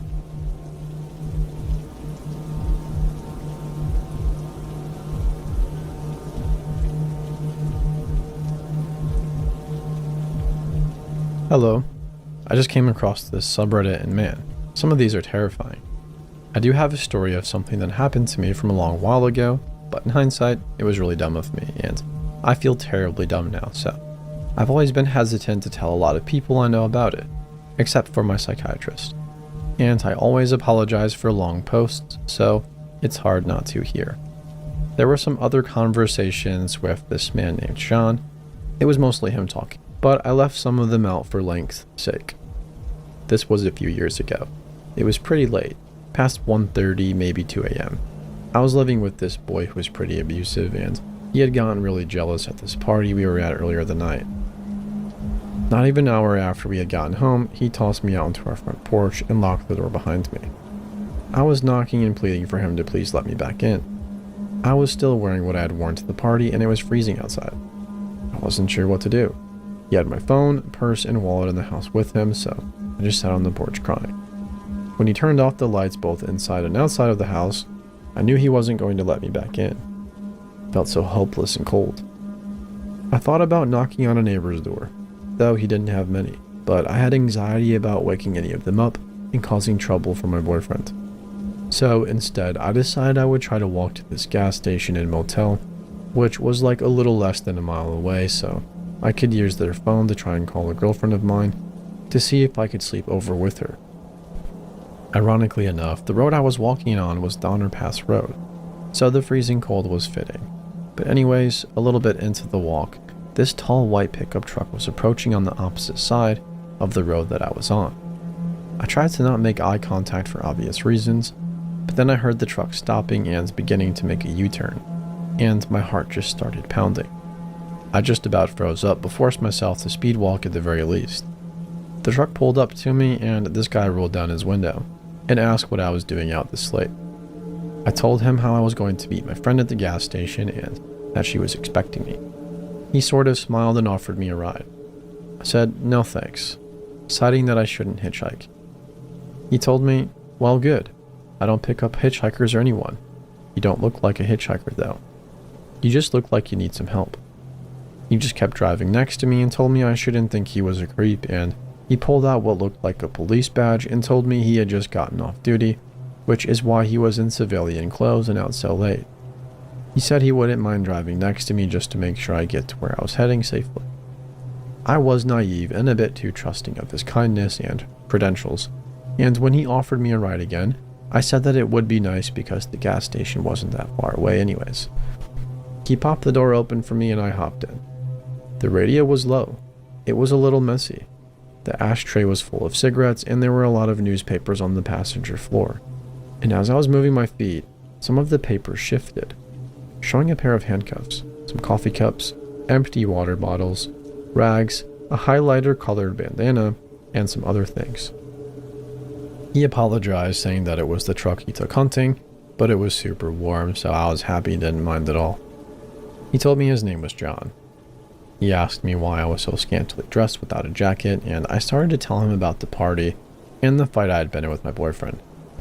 He was super charming and attentive. He even laughed that he could go back and arrest him. I asked about him and he told me about his family. He was a young dad. He had a wife, a daughter, a son, and a dog. And I told him it was like he had the perfect little family, and he laughed and said he certainly did. Then it had sort of clicked for me to ask him if I could use his phone, but he said no because he had to save his battery. We were approaching the gas station and he drove right past it. I politely said, "Oh, I think that's the one." But he didn't answer me.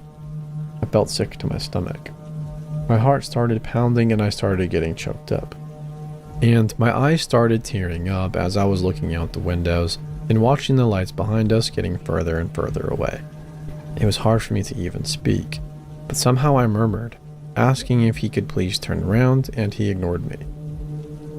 Whenever I would look at him, he just looked empty-eyed and emotionless, totally dead and glazed. I looked back out the window and down at the end of the road to see if maybe we were going slow enough that I could make a leap out of the car without seriously injuring myself. I remember always hearing, "Never go to the second location," but I thought about the possibility of jumping out and breaking an ankle and how it would be a lot harder to get away with 1 foot as opposed to 2. Debating with myself that there was snow on the ground, but then again, snow is hard to get along in, especially when you're not fully clothed. I feel so dumb now too because I wasn't even tied up or anything. I was just so scared though. Like there was nothing but trees and an empty road, and us. I was crying pretty badly at this point and asked if I could please borrow his phone again. I don't know why I even asked, and he told me to stop talking. Then he started talking underneath his breath, saying, "You know, girls shouldn't be out so late. You shouldn't have been alone this late. Look what you're doing to me. Dressed like a slut," and other derogatory things. As he kept saying these terrible things, too many to type out here. I wasn't even responding. I was just crying and trying to think past the fear I was feeling. I remembered the pair of handcuffs I remember seeing under the papers beneath my feet, so I used that little, I don't know how to describe it, like scoopy motion. I managed to use my feet to scoop the handcuffs up and use my heels and toes to push them under the bottom of my seat as far as I could. I was thinking of different things I could do to try to help myself, like if we were close enough to some upcoming lights or structures, if I ever made it to them, I could just grab the wheel and cause us to crash into them.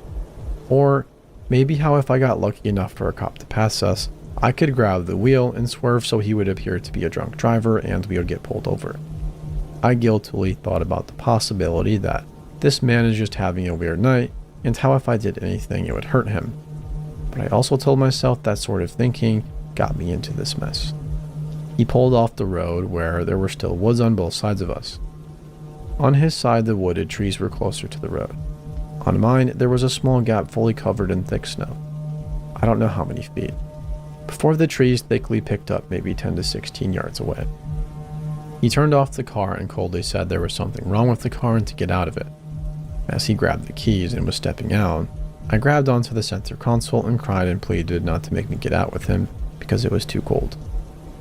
He turned around to face me, his door still open, and shouted at me to get out of the car because we had to go check the trunk bed hatch. I dug my fingernails deeper into the console, thinking my cries of no and head shaking would cause him to come around to my side of the car and drag me out of cell. I was crying and said, "Please, John, I'm cold and scared." I was thinking of everything I ever heard of. Humanize yourself and use first names. He stared at me in this way I can't even describe to this day. I wouldn't even know how to start. Got back in the car and I slunk towards my window, scared he would drag me over the console. He turned off the headlights and everything just looked dark blue. He stared at the steering wheel for what felt like years before lighting a cigarette and looking out of his window and back at me, and then back out the window. He heard me shuffle my feet on the newspapers. I was adjusting my legs, but while staring out the window, he told me if I thought about running, he had a quick way to get me where he wanted me. And oddly enough, I was sort of thinking of running minutes before that, but reasoned that if he wanted me out of the car, then I should definitely stay in. Otherwise, he could chase me or shoot me, in case he had hunting rifles in the back. I didn't dare look. I'm glad I was right. I think at that point, I sort of hit some sort of bottom of my reserve, and instead of panic, there was a numbness and exhaustion. There was still an occasion hot tear or two, but I just remember being numb. I talked to a psychiatrist about this sort of thing, and he thinks it just came from my ex-boyfriends giving me PTSD. It was dead quiet, but I finally just barely audibly told him that my friend was still waiting for me, and asked about his wife and children, and he flatly said he didn't have a wife or children and that his house was empty. I asked him what he was thinking about, and he said, "I'm thinking of what to do with you." He didn't say it angrily, just said it flatly and coldly, which kind of scared me more. I did start getting worked back up to cry at that point, and he told me to not cry and turn the car on, offering me some heat. I just cried and said I wanted to go home. Eventually, he started driving and driving until we were approaching a gas station. I was gauging the right time to reach for the wheel, but before I could, he started slowing down.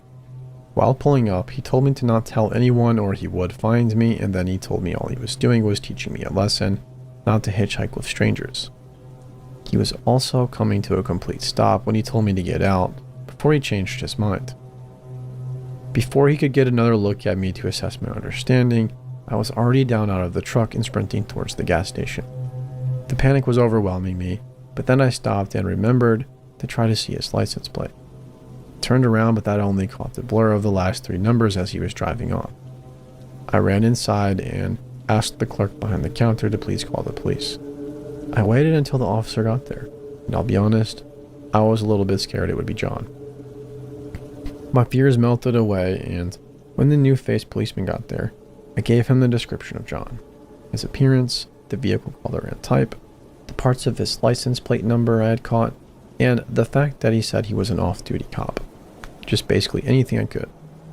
I asked him if he could look at the camera, and the officer disappeared in the back for a little while, then came back out saying there was nothing on them.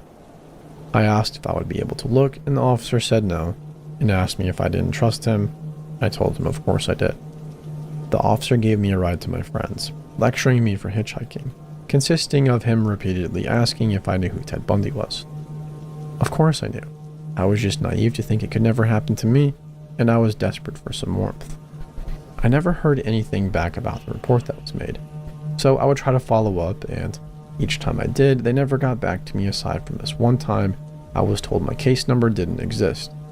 But that didn't stop me from trying to follow up. Throughout the months and years, I asked my friend, whose home I slept over at that one night, if she ever heard of any crazy stories or weirdness or anything since that incident happened to her or anyone up here. She always said no. So I sort of let it go and tried to tell myself that maybe he actually was just trying to teach me a lesson or something. I mean, I definitely never hitchhiked again, so if it was a lesson, it certainly worked. Never heard anything back having to do with the case. I never heard of any other odd experiences up there, and maybe it was just one man trying to teach me something. But honestly, sometimes I think I tell myself all of that to help me sleep better at night. It all felt very real. Even if it wasn't real, I'm really glad I didn't get out of the car in the woods that night. This has also been super therapeutic to let out, so thank you so much for letting me post here.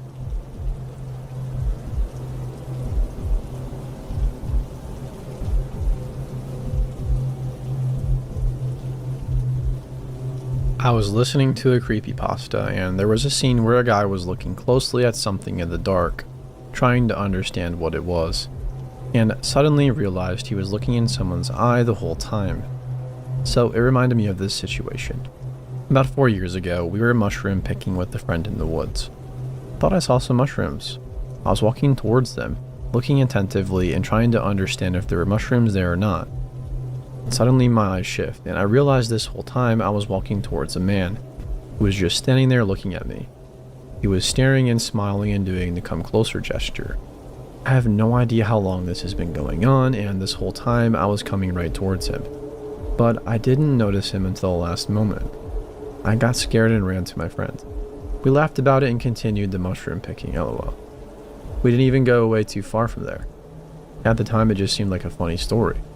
But the more I think about it, the more it creeps me out. Like, what? What was he going to do? Did he see me walking there and instantly decided to do the come closer thing? Was it supposed to be a prank? I'm so confused. Does anybody have theories on what his motivation was? I still have no idea.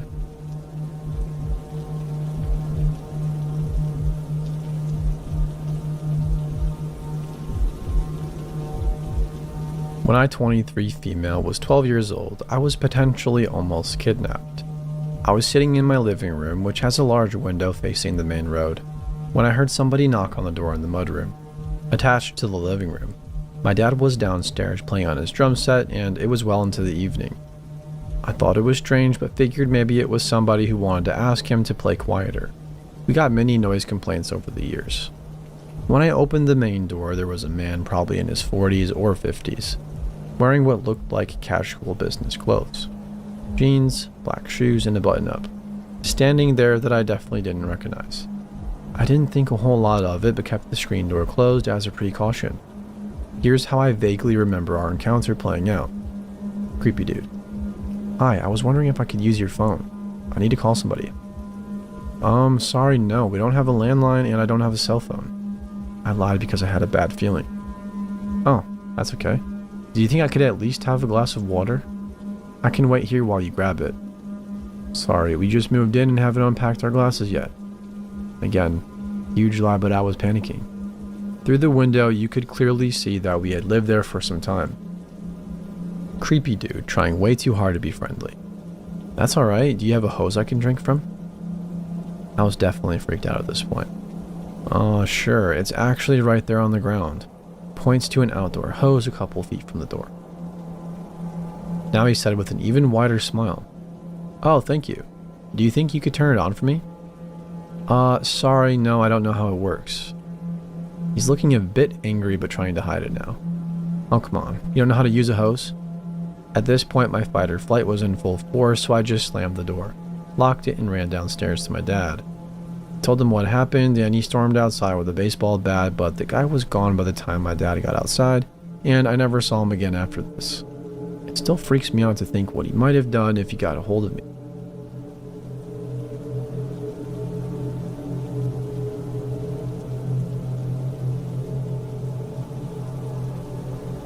Late last year, I had my 21st birthday. Along with celebrating with my friends, my boyfriend's mom wanted to take me out as well. So his mom went ahead and reserved a table at a bar in downtown for Saturday night.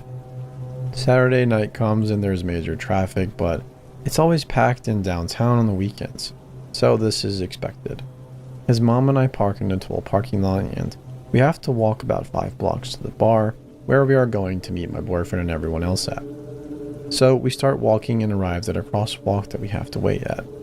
There are maybe 8 other people standing at this crosswalk with us. I'm just patiently standing there minding my own business when suddenly I noticed this girl standing next to me. She startled me, to be honest.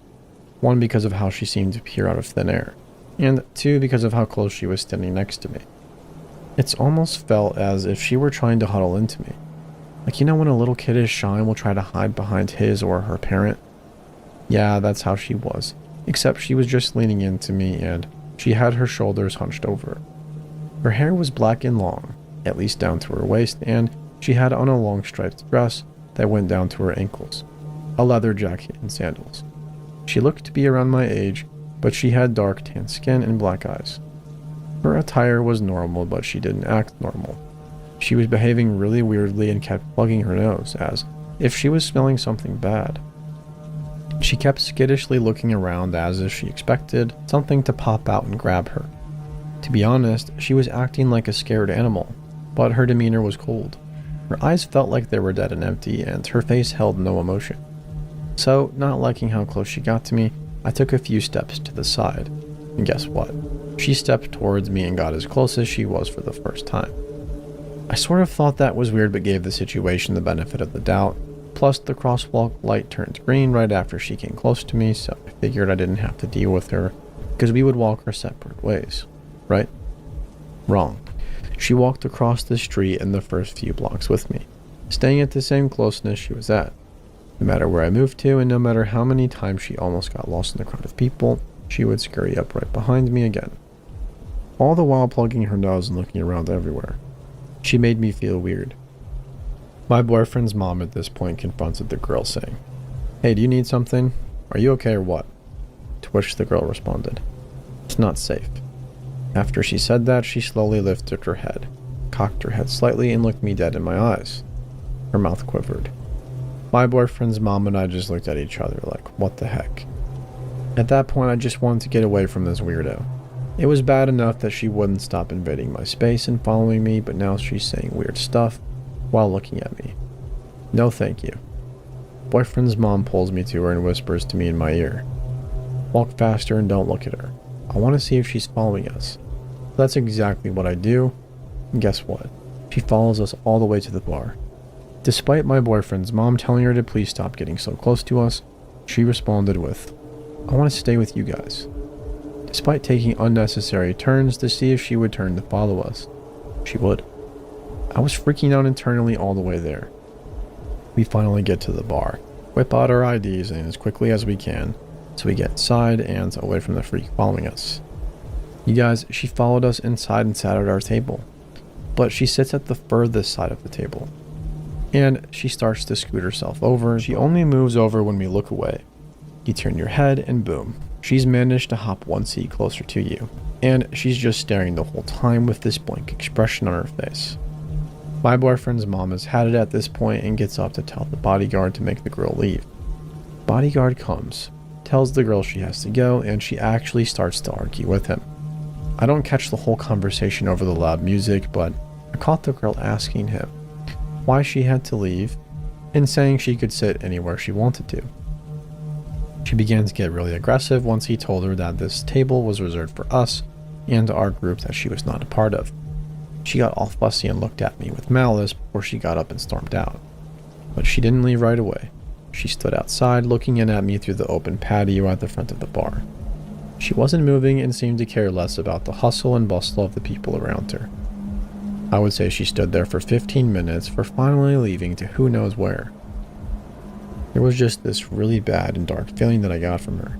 She made me very nervous for some reason, and she just felt wrong.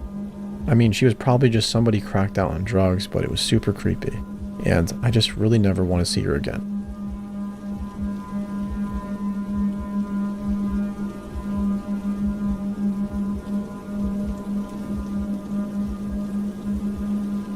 I'm a single woman who lives alone, and it was after midnight when I got home. I had just stepped out of my car when I heard a man crying. He was hidden in the shadows of my neighbor's shed, just outside my security camera's view, and he asked me to give him a ride to the park because he couldn't walk. He said his leg was busted and that his girlfriend had stolen his crutches.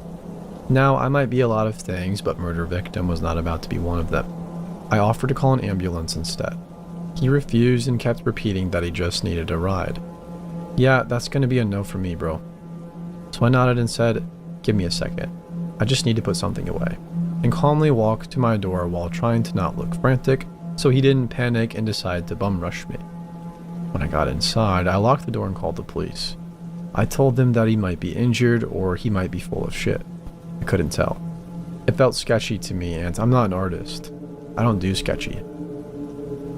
The cops arrived about 10 minutes later, and miraculously, the shadow man's busted leg had apparently been healed by the divine intervention because he was gone without a trace. My security camera has a spotlight that is activated when it detects movement, and I'm certain it was no accident that Shadow Man stayed just out of its view the entire time. Honestly, if it weren't for my camera, I might not even be here right now.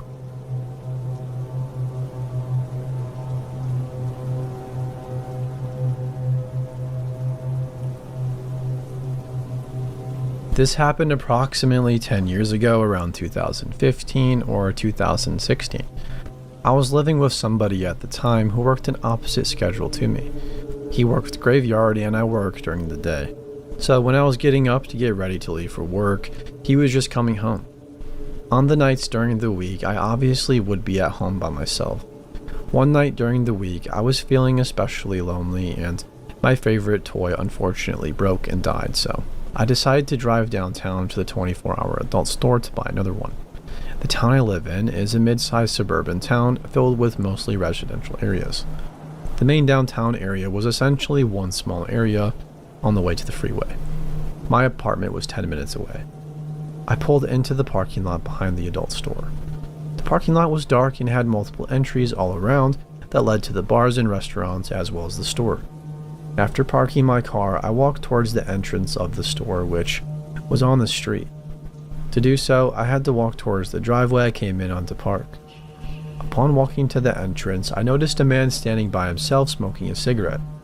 It was 1 a.m. and not normal to just see only one person standing by themselves, though I figured he was one of the patrons from one of the bars on the block taking a cigarette break. As I walked past him, he said, "Hi," to which I responded a quiet, "Hi," back, but didn't make eye contact with the man. Upon passing him, I had a better look at his appearance. He had a shaved head and wore a long white t-shirt with shorts hanging past his knees. He had on a pair of sneakers accompanied by some tube socks that covered his shins. This isn't unusual to see in my town, but I was more concerned that he was sitting by himself and instantly took an interest in me as I walked past. After seeing him and continuing to walk to the store, I saw out of the corner of my eye that the man proceeded to follow behind me. When I say follow, I don't mean he coincidentally was walking behind me. He immediately followed right behind me as soon as I passed him, making a point to maintain the same walking speed. I did not know this man's intentions, but a man by himself that late at night is a recipe for trouble. As I looked down the dark and empty street, I weighed out my only options of where to go. Initially, I thought keep walking so he doesn't know you're going to the adult store. But since it was 1 a.m. and there was no one on the street, I thought that to be more dangerous. Then I thought, just go in one of the bars. But then I thought that would give him an easier introduction to approach me. So I realized my best bet was to continue in the store where I knew it was well lit and people could see me. I proceeded to shop for what I came here for. The man entered the store behind me but hung out at the front of the store so as not to look like he was following me around. He wasn't even pretending to shop. He just sat at the front waiting. As I was shopping, I heard the man make a shh sound, which I ignored. He wasn't getting the message. He continued making that sound as I continued to shop without noticing. Eventually, I walked up to the cashier, who was completely oblivious to what was going on.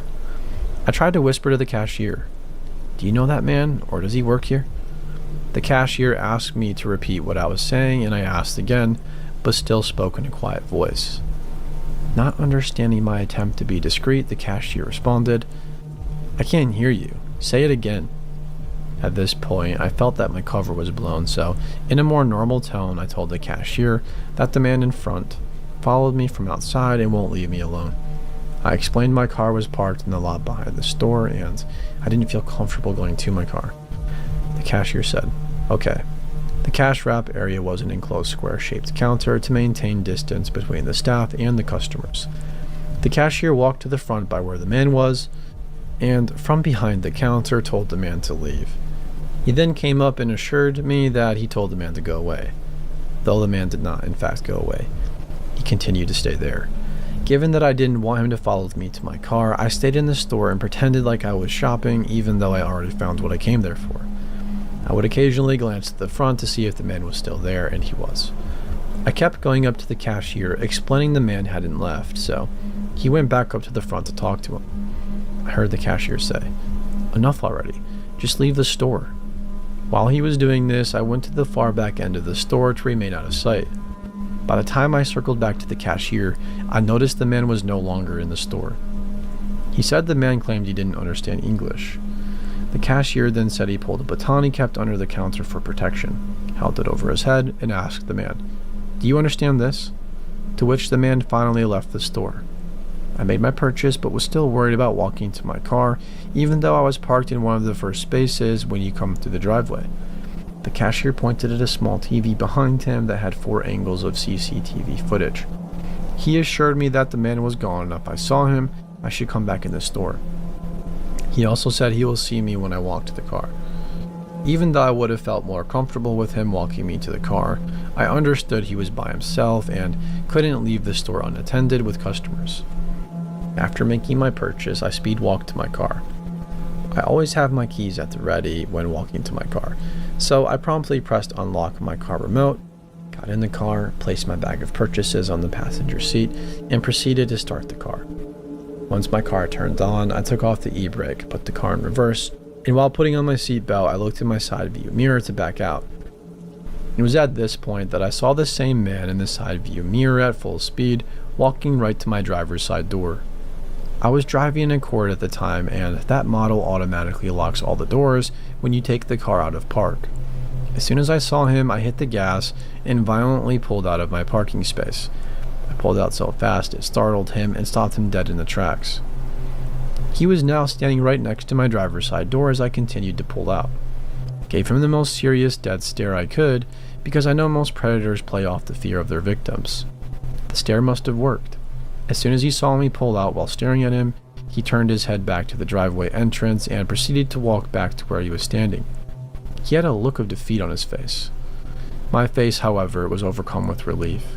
I pulled out of the parking lot and took myself back home. I felt a bit of shame being by myself going out so late. I did tell my boyfriend about the incident when he came home at 6 a.m. He also concurred that me going out that late by myself wasn't the smartest thing. I'm no longer with that person but still live in the same town, though I never leave my home for anything past 9 o'clock anymore. While the town I live in isn't the most dangerous, there still are enough crimes that occur here. It's also not considered the safest. So, to the man who decided to follow me at 1 a.m. with sinister intentions, let's not meet.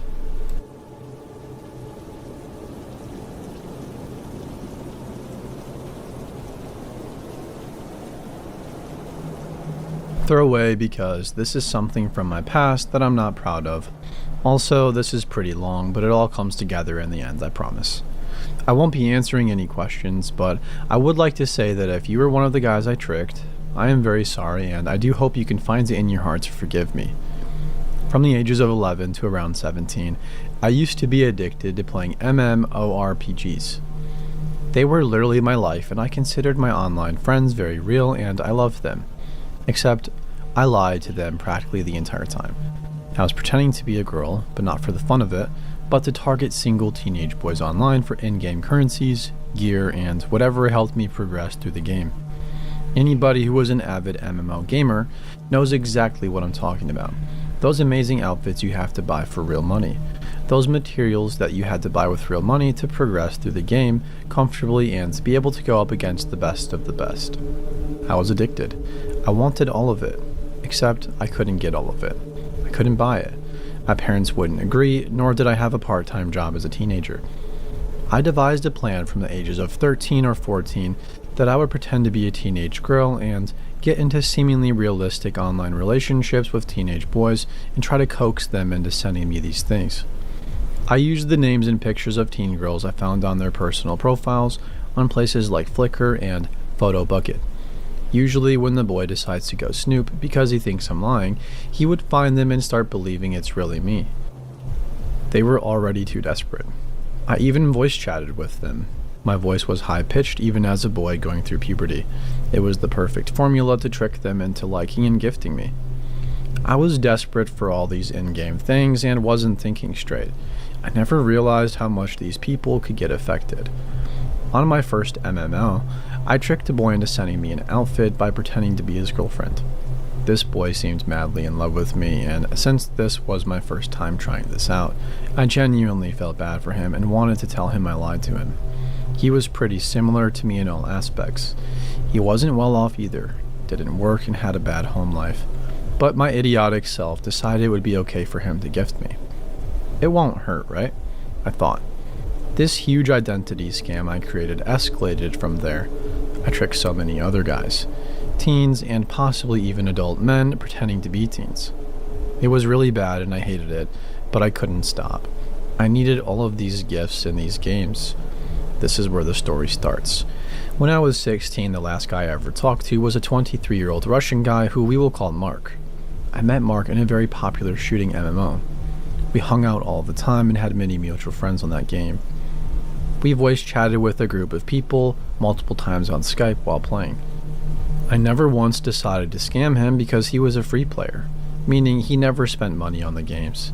He also seemed like a genuinely nice dude, but when he asked me out, I tried to take on what I considered the biggest challenge in this scam.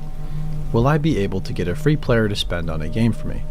Because I always was so well liked online and many people knew who I was, and generally, I was a very quote-unquote nice girl.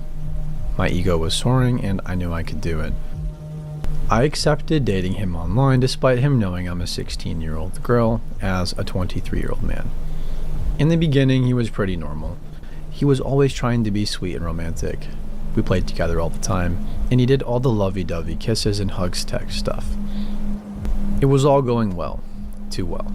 However, I noticed after a week or two that something was not right with him. He seemed very obsessive, manipulative. He always talks bad about my other friends from the game to make them unfriend me.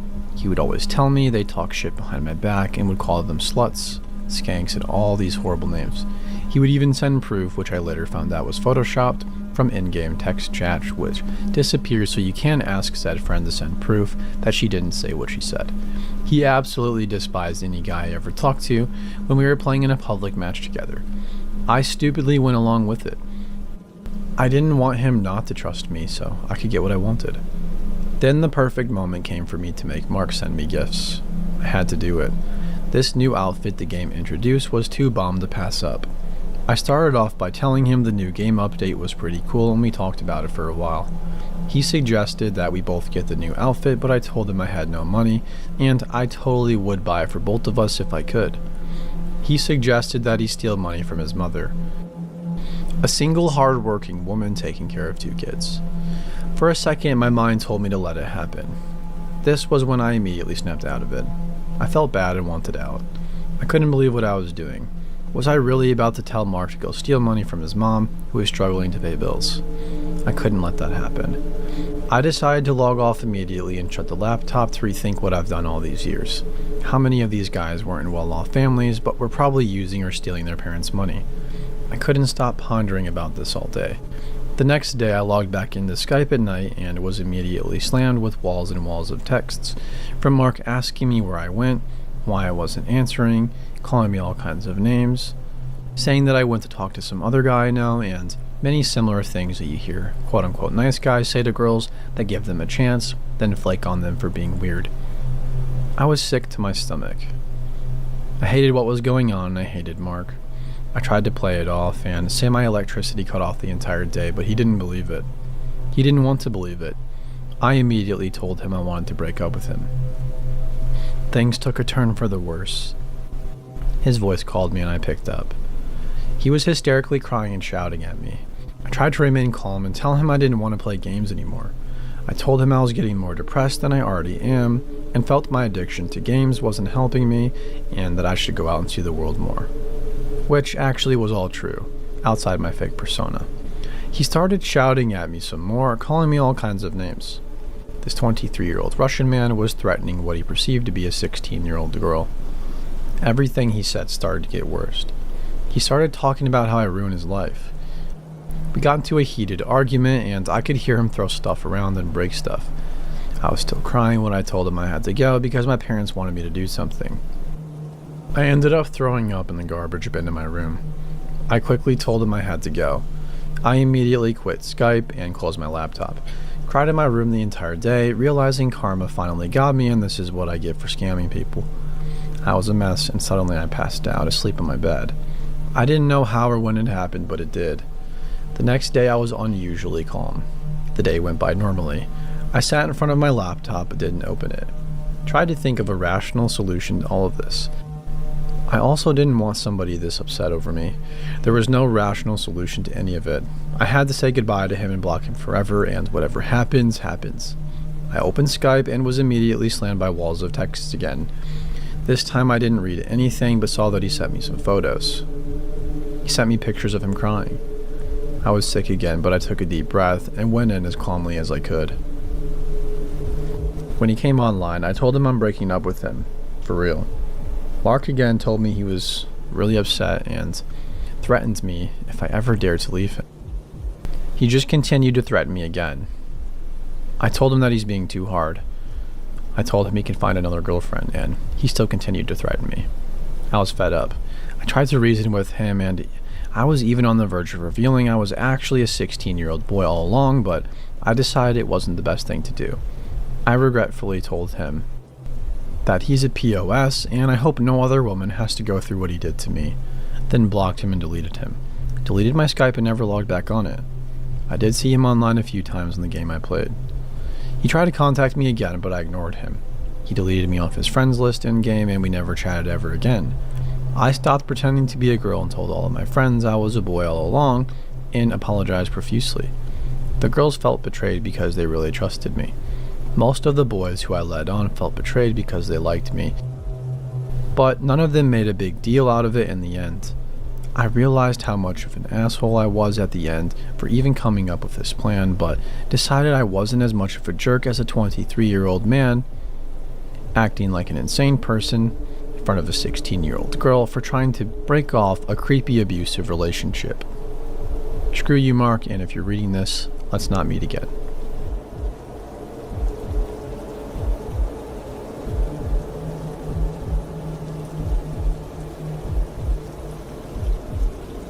So, a long time ago, I had a falling out with a friend who liked to cyber harass people she didn't like.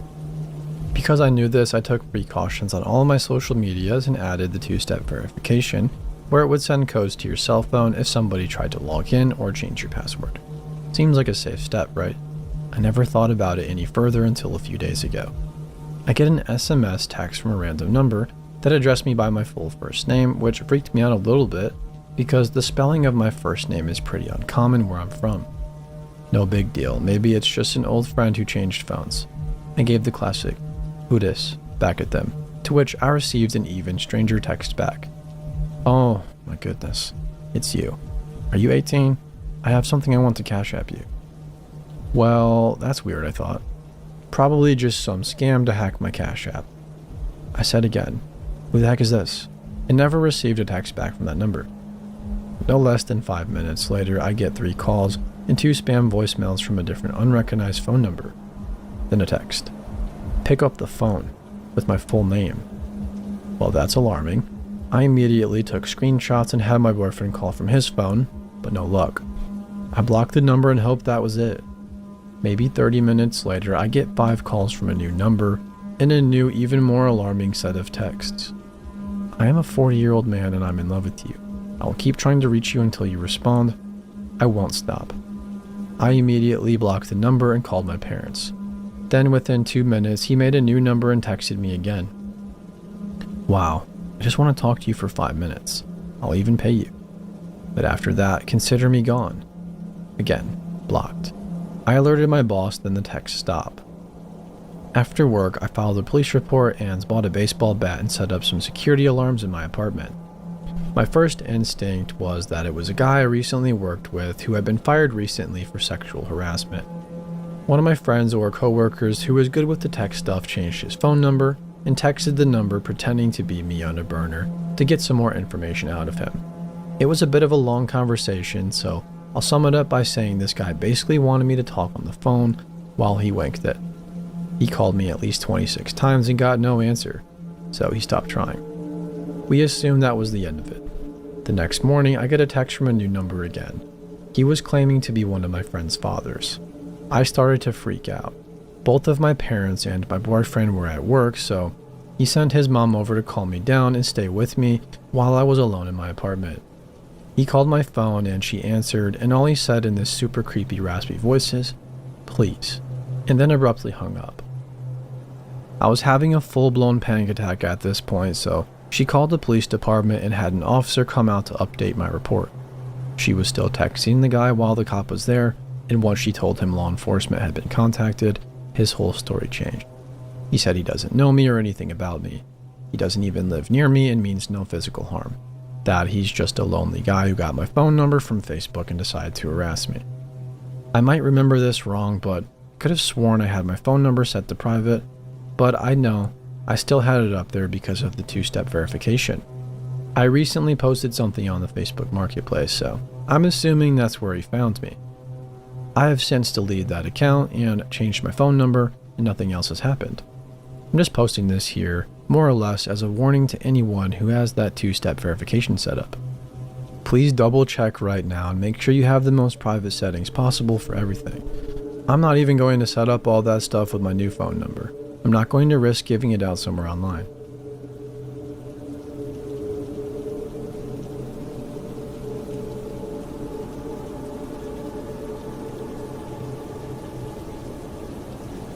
English is not my first language, and Google Translate does me dirty sometimes. The following story happened to me a few years ago. In hindsight, I was a lot more naive, and I've grown a lot since, becoming more aware of the risks of using social media without privacy settings. A few years ago, I left my home country to start my master's course and new life halfway across the world. I do not want to share the name of the country I live in now, sorry. Besides my partner, their family, and my housemates, I didn't really know anyone in the area. The first few months were quite hard. I had never lived more than a 3-hour drive from my parents, so being 9,000 miles away from everything I'd ever known and loved was quite difficult.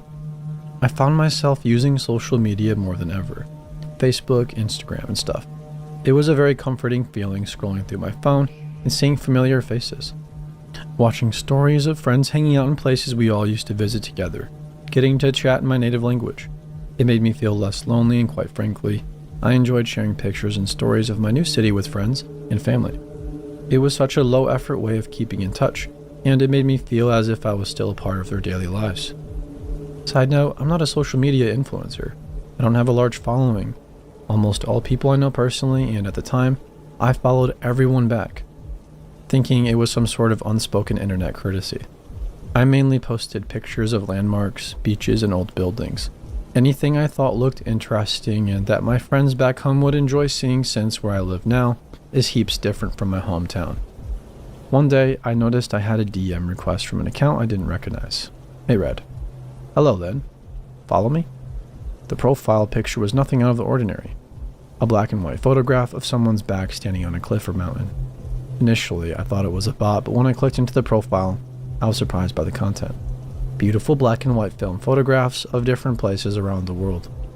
There were no pictures where I could make out a face, and the about me was very simple with a camera emoji and a name. Since I liked the content, I decided to respond to the message with a "hello." I received a reply almost instantly. They asked how I was doing, and I asked them what kind of camera they use.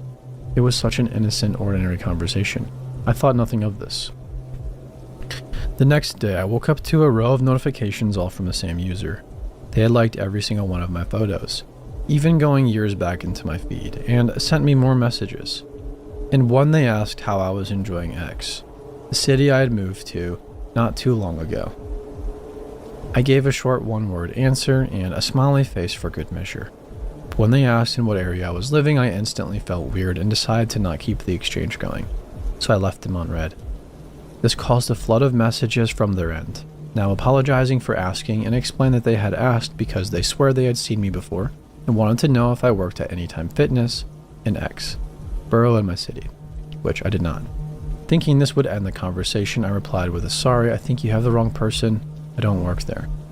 A few moments later, I got another message asking if I was sure. I didn't reply, so they sent another. "You wouldn't lie to me, would you?" Then another. "Where do you work?" Just one after the other. At this point, I started to get anxious. I hate confrontation and used to get very anxious over any little altercation where I might have upset someone. So I unfollowed and blocked the account. I mentioned it to one of my housemates and my partner, both of which I said it was just some internet troll with too much time on their hands, and I did good by blocking them. But after about a week or so, I received another strange DM request. The profile picture was a screenshot of a scene from a film, and the profile had one single photo of the same screenshotted image. The message read, "Why did you unfollow me?" I blocked it immediately. After this, I started receiving a wave of messages from other fake accounts on all of my social media. The messages became more and more aggressive, calling me a liar and a cunt. Then randomly, I'd get one asking me how my day was or if I had watched a certain movie before. I tried contacting Facebook and Instagram, but honestly, I don't think anything came from it, except maybe the accounts were terminated. I changed all my privacy settings to private, but still the messages continued. I was so overwhelmed and wondered why somebody would go out of their way to do this to me. I had just moved the country. Started school, was trying so hard to start over somewhere else so foreign to me. I had never experienced any type of bullying back home, and I didn't have any enemies. So who would do this? My partner suggested that I screenshot the messages and get the police involved, but back then I was so nervous to do anything that I just let it be. I figured the police would ignore a foreigner or tell me to grow a backbone, something I grew up hearing a lot. This game of blocking and deleting profiles continued until my partner, seeing how upset this was making me, messaged one of the accounts, telling them to leave me alone and that they were contacting the police if they continued. The account was either deleted or blocked my partner because it disappeared and things went quiet. After a few weeks, I decided to activate my account on Facebook again and returned to Insta, hoping things had cooled down, and they had. No requests and no messages. It had been almost 2 months since the start of this whole ordeal, and I was message free. I was in a much better place. I had made some friends, was enjoying my studies and my job. The incident became nothing but a creepy memory. But then one day while I was out grocery shopping at a shopping center, 15-minute walk from my home, I felt my phone buzz in my pocket. My hands were full of grocery bags, so I ignored it until I got home. When I opened the message, it was from another unfamiliar account with a black and white profile picture of just an eye. Immediately, my heart sank and my stomach started to turn. I started thinking, is this the same person after all of this time? No way. My body started getting hot and a bit shaky. I opened the message and all it said was, "Hi friend." Then they had sent a link to a clip from Back to the Future. I was confused as to why they were messaging, let alone sending a random movie clip, but then I remembered what I was wearing, a Back to the Future t-shirt. I blocked the user right away and deleted my profile, for good this time. After that day, I never heard from them again. It's been a few years since, and I still don't have an Instagram account, and I only use Facebook to keep in touch with old classmates. I never post anything personal. Occasionally, I will share a Conan clip here and there. Never figured out who was messaging me, if it was the same person, why they were doing this, and worst of all, if they had been watching me. I don't know if it was a strange prank or a pure coincidence, and in hindsight, it seems so silly how much it all got to me. But please, not to sound like an overprotective mother, be careful what you share when you tag a location and who you follow.